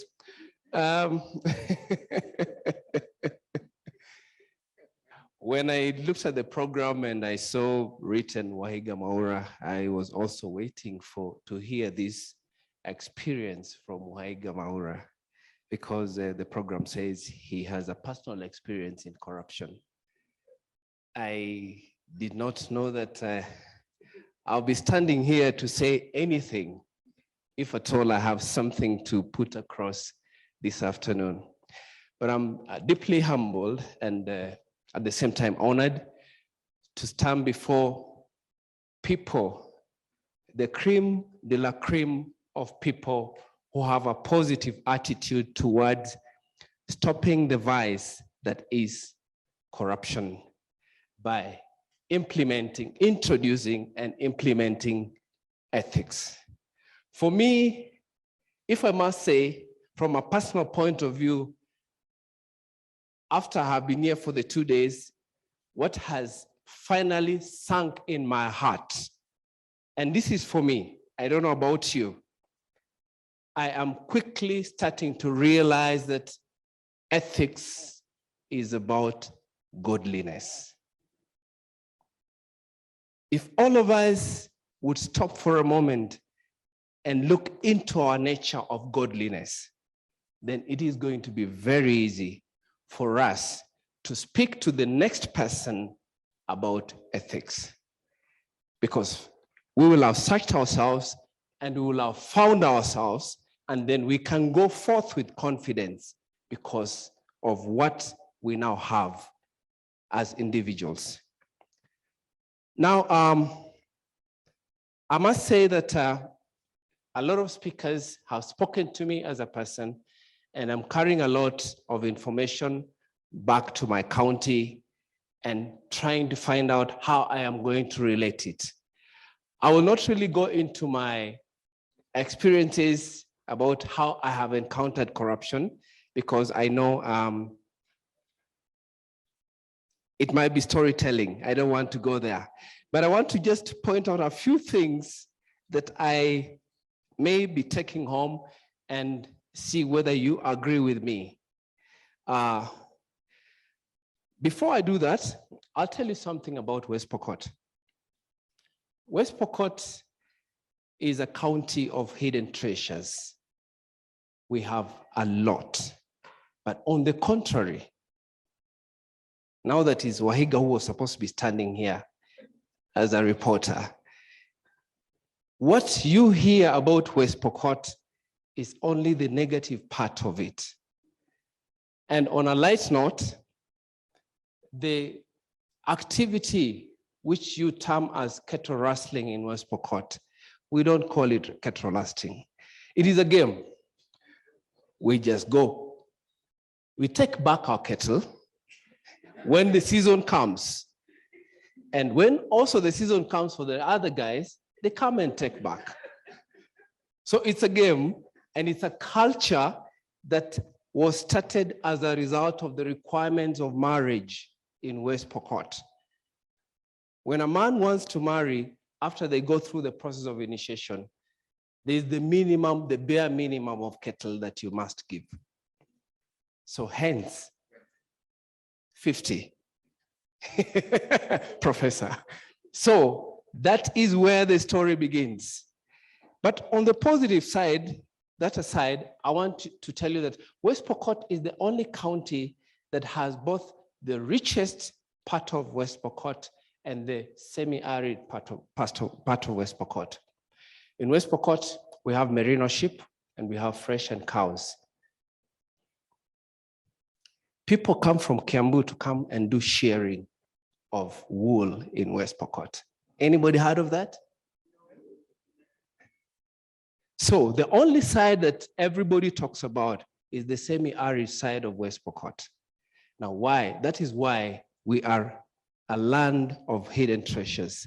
Having said that, it doesn't mean that we are so ethical as for us not to have received this information and for us to be able to carry it forward. I will start with the opening remark of my mentor, Madam Fatma. She is my boss in the other world of Chamber of Commerce. I came here as one drop from West Pokot, came and met other drops. We are actually quickly making an ocean for us to move forward the gospel of ethics first. I would like us to be action-oriented. Let us not wait until we have another conference like this for us to be able to come and report back what is happening. I would quickly encourage each and every one of us to interact and exchange contacts and move this conversation forward in every other interaction that we're having from here. Then we will be working towards the right goal. If we wait again until we're here for us to open our books again and our notes again, then we will not be doing the right thing that we need to do as champions of ethics first. I must say that I'm standing here as a proud person of someone who is moving forward this conversation in West Pokot, because when I first went through the first training, virtual training with Fatma, I went ahead and engaged them on how I can move this conversation to the next level in my own small way in West Pokot. I can proudly say, Fatma, we are in the process of forming a compliance club in West Pokot. And soon we shall be reporting a lot about this.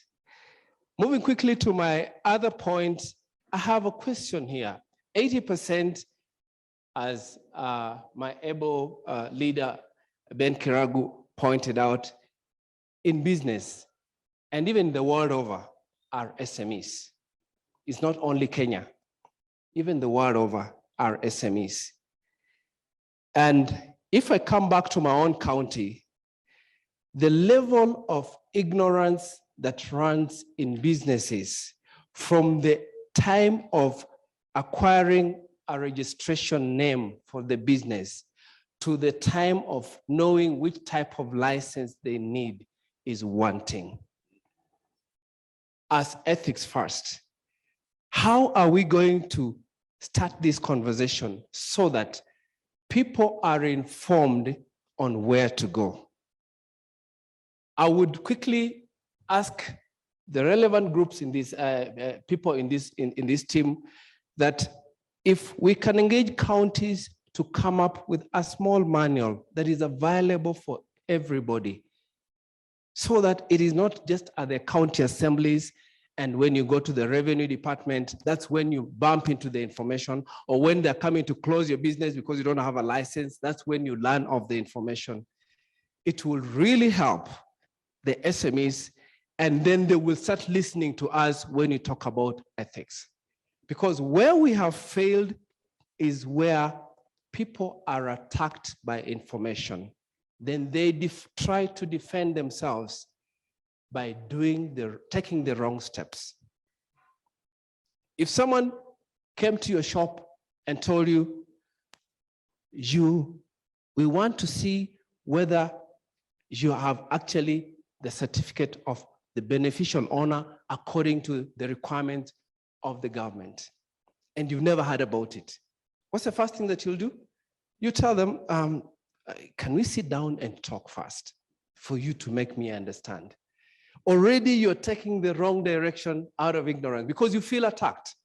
So if we can develop a way of doing this, I believe as a business person actively involved in daily transactions and engaging the government officials and systems, it will be very, very good for us to lead in this direction and actually give information in a systematic way to the people that we represent as business leaders. As a representative of KNCCI, I want to say that KNCCI is actually a giant when it comes to BMOs, but a sleeping giant for that matter, because we have representation in every county, and we are the only people who can go up to that kiosk person and they listen to us. Madam Fatma, as Professor has challenged you, we have to come up with a system that is going to actually help us come from down there as we come up, so that when we meet as compliance champions, ethics compliant champions, we are able to give information from the grassroots that it is actually happening and we're moving forward in the right direction. As I finish, I want to point out what Professor said. You have challenged me in every word that you speak. And I want to say, I don't know what journey you have taken to get where you are, but I always would want to admire someone by using these words. When I want to show my admiration, I will say, Professor, when I grow up. Yes. Because the phrase that the professor used about his father, who is now quickly becoming a legend in this room, when you can't go through the door, use the window. When it is impossible to go through the window, try the wall. And when the wall fails, go through the roof. For me, all these steps are just about going. They are not about giving up. Neither are they about stopping anywhere. It is about going and going and going. So when we have that mentality that we have to move until we get where we're going, then we are definitely going to affect so many in our communities and in our places of work when we do the right thing the right way. So I will again echo him and say, this is what I'm taking to West Pokot, Professor. Forget the 4 pillars. Get rid of corruption and bring Kenyans together. Good afternoon.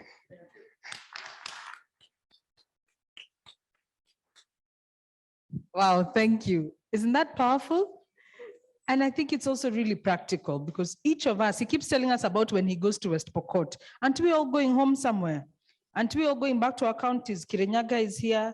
We have people who have represented different associations. KEPSA is here. Each of them have to go back with a message.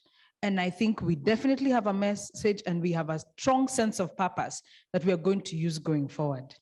It is my great honor to thank you for the 2 days and to conclude the second day. But I would like us to still have the opportunity to have a second photograph. So allow me to say, especially to our online audience, that at the end of this forum, we will be having, the link will be shared and you'll be able to review this and to also look at it and to watch it in case you missed any of the sessions. We'll also be compiling the speakers' profiles so that if you heard from anyone, if you saw anyone, you can be able to understand them, their background, and potentially to get in touch with them. So we'll be sending you all that information on email. So please feel free, just give us a couple of days to get it ready together, but you will be receiving all the information that has come out of this meeting, together with some of the links to the videos that you've also been able to watch. So be happy. So we also look forward to hearing that you'll have shared this with other people, that when you go back to the bodies that you represent, that you'll send them on to your mail list and that you'll share with the rest of the team who are not able to join us today. Hello, everyone. Perhaps I'm the youngest here. I'm a scientist by profession at the University of Nairobi. I'd like to thank you so much for this conference. I've learned a lot, and God willing, by next year, I'll be having something like KEPSA. Thank you so much. Wow, thank you. We were really passionate about ensuring the youth voice. So thank you very much, Karemi. Thank you so much, Ivy. Let me go to him and then I'll come to you. Thank you. My name is Tom Kipyegon. I'm in security industry. I'm a consultant. And just like Vicky, I'm Triple Crown, it's certified. And one thing that I want to say on behalf of all the security professionals and is that this is really very key. Our industry is one of those that are battered so seriously by the vices of fraud, bribery, corruption. And so that is why I am here.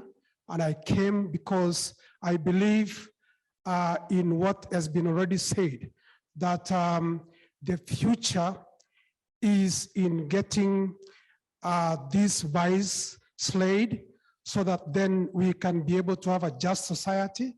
We can be able to have value for the revenues that are raised from the taxes that the citizens are paying, and so that then we can be able to partake in the cake.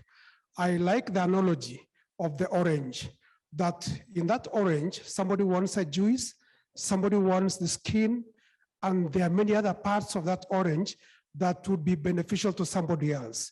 If you can be able to take your bit, and then somebody else is going to get their bit. If we are going to avoid wastages, then we can be able to go the way of Singapore. We can be able to go the way of the tigers. And we can be able again to rewrite the script because we missed it. And I liked what the governor said, that it may not be for us today, but if we can be able to reconstruct this foundation again, then the future for the generation is great. So this is my take home, and I'm going to be championing this in my space. And let us also champion, all of us, let us participate and continue networking so that when we come again for this conference to reflect on the gains, we will indeed be celebrating, and bit by bit, we can be able to regain what we lost. Thank you very much. Thank you so much, Tom. And I should also congratulate him. Both days, he was the most punctual, participant attending the forum in the morning. Thank you very much. And we appreciate your sentiments. So over to you. I think it's just about 2 points. I won't give you much about my background, but I've been in the corporate world until last year in February, January actually, and then obviously left, COVID came, and so it's a long story. But I want to comment about the journey for entrepreneurship. And you also have a role to play. This is what I have learned. Before we say the government hasn't done this license is taking too long and all that, make sure yourself that you have the highest level of compliance, whether it's in terms of documentation or whatever, when you're applying for a license and stuff like that. Because then that way you can take the government or whoever is issuing that permit to account. Tell me why I cannot get it. I think I have mentioned about the issue of the permit I'm chasing, and I'm not even going to mention which one. You know, when you provide all the documentation and they confirm that they have all the documentation, then you can put them to account. Why aren't you giving me the permit? And then you know where the discussion is heading to, and then you can actually say no. And like Professor Midamba yesterday put a lot of fire in me. Now you are ready to go up with your documentation and say, here is even a letter from yourselves saying, I have provided all the documentation. Just tell me why it is that I don't have the permit. So we've been told it starts with us. Let it start with us before we say the government this, that regulatory body, that, and everything. Because what I have seen, and I have a lot of experience elsewhere, it's very convoluted here. It's just so convoluted. Everything is opaque. The same government functionaries will make it difficult. You meet somebody who makes it so difficult. When I applied for my permit, I was told, now we're actually perusing the ones for 2017. I said, so when can I get mine? Well, you'll see whether you can be doing something else in the meantime. I mean, these are SMEs, BMOs. This is where you guys come in. There is a lot of stuff.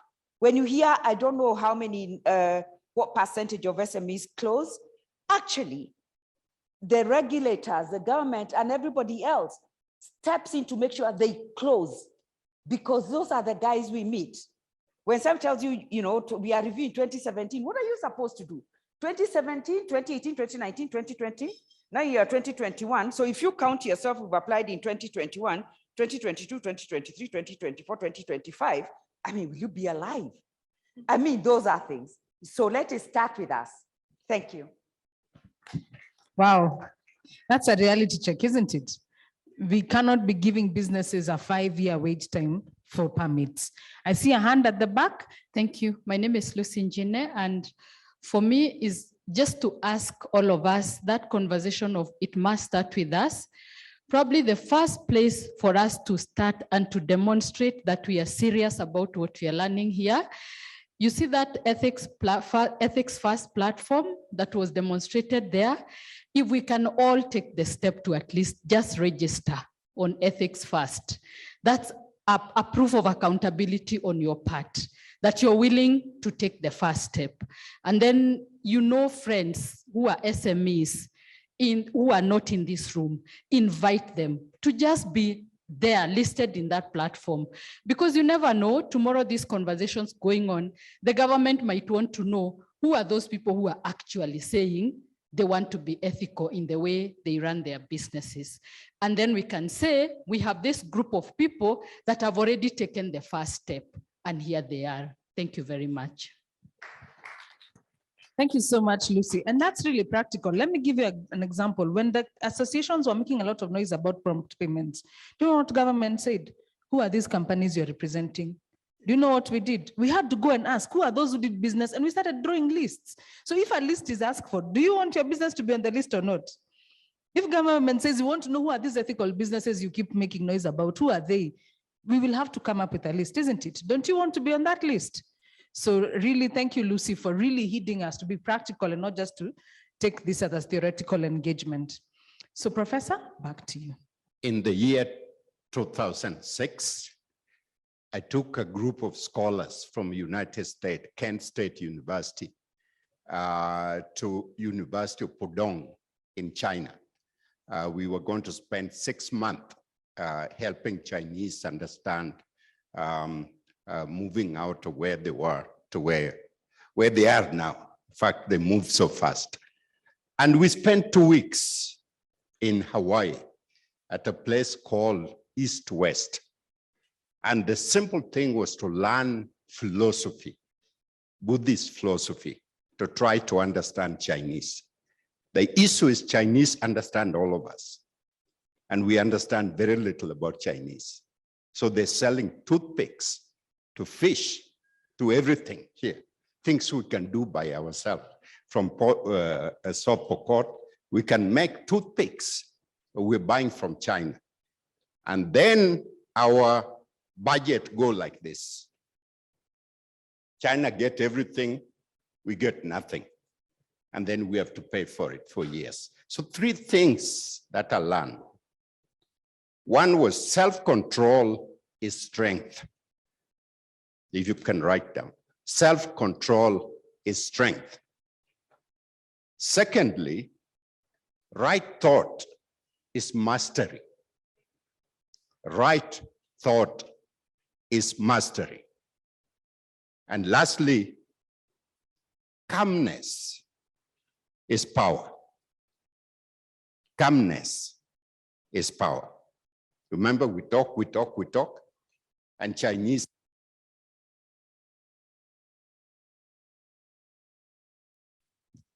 Haven't we had so many wise sayings and so many powerful statements? I feel like we need an anthropological report from this conference. One that will just remind us the saying about the coconuts, about going over through the roof, all these really powerful statements that we can be using as affirmations, isn't it? But really is to say thank you so much. And thank you so much, Prof, for really reaffirming us and for reminding us that these things do work, that these skills that we want to build, that this culture that we are setting in place will work and will build us to success. So thank you very much. Until the next time. Thank you.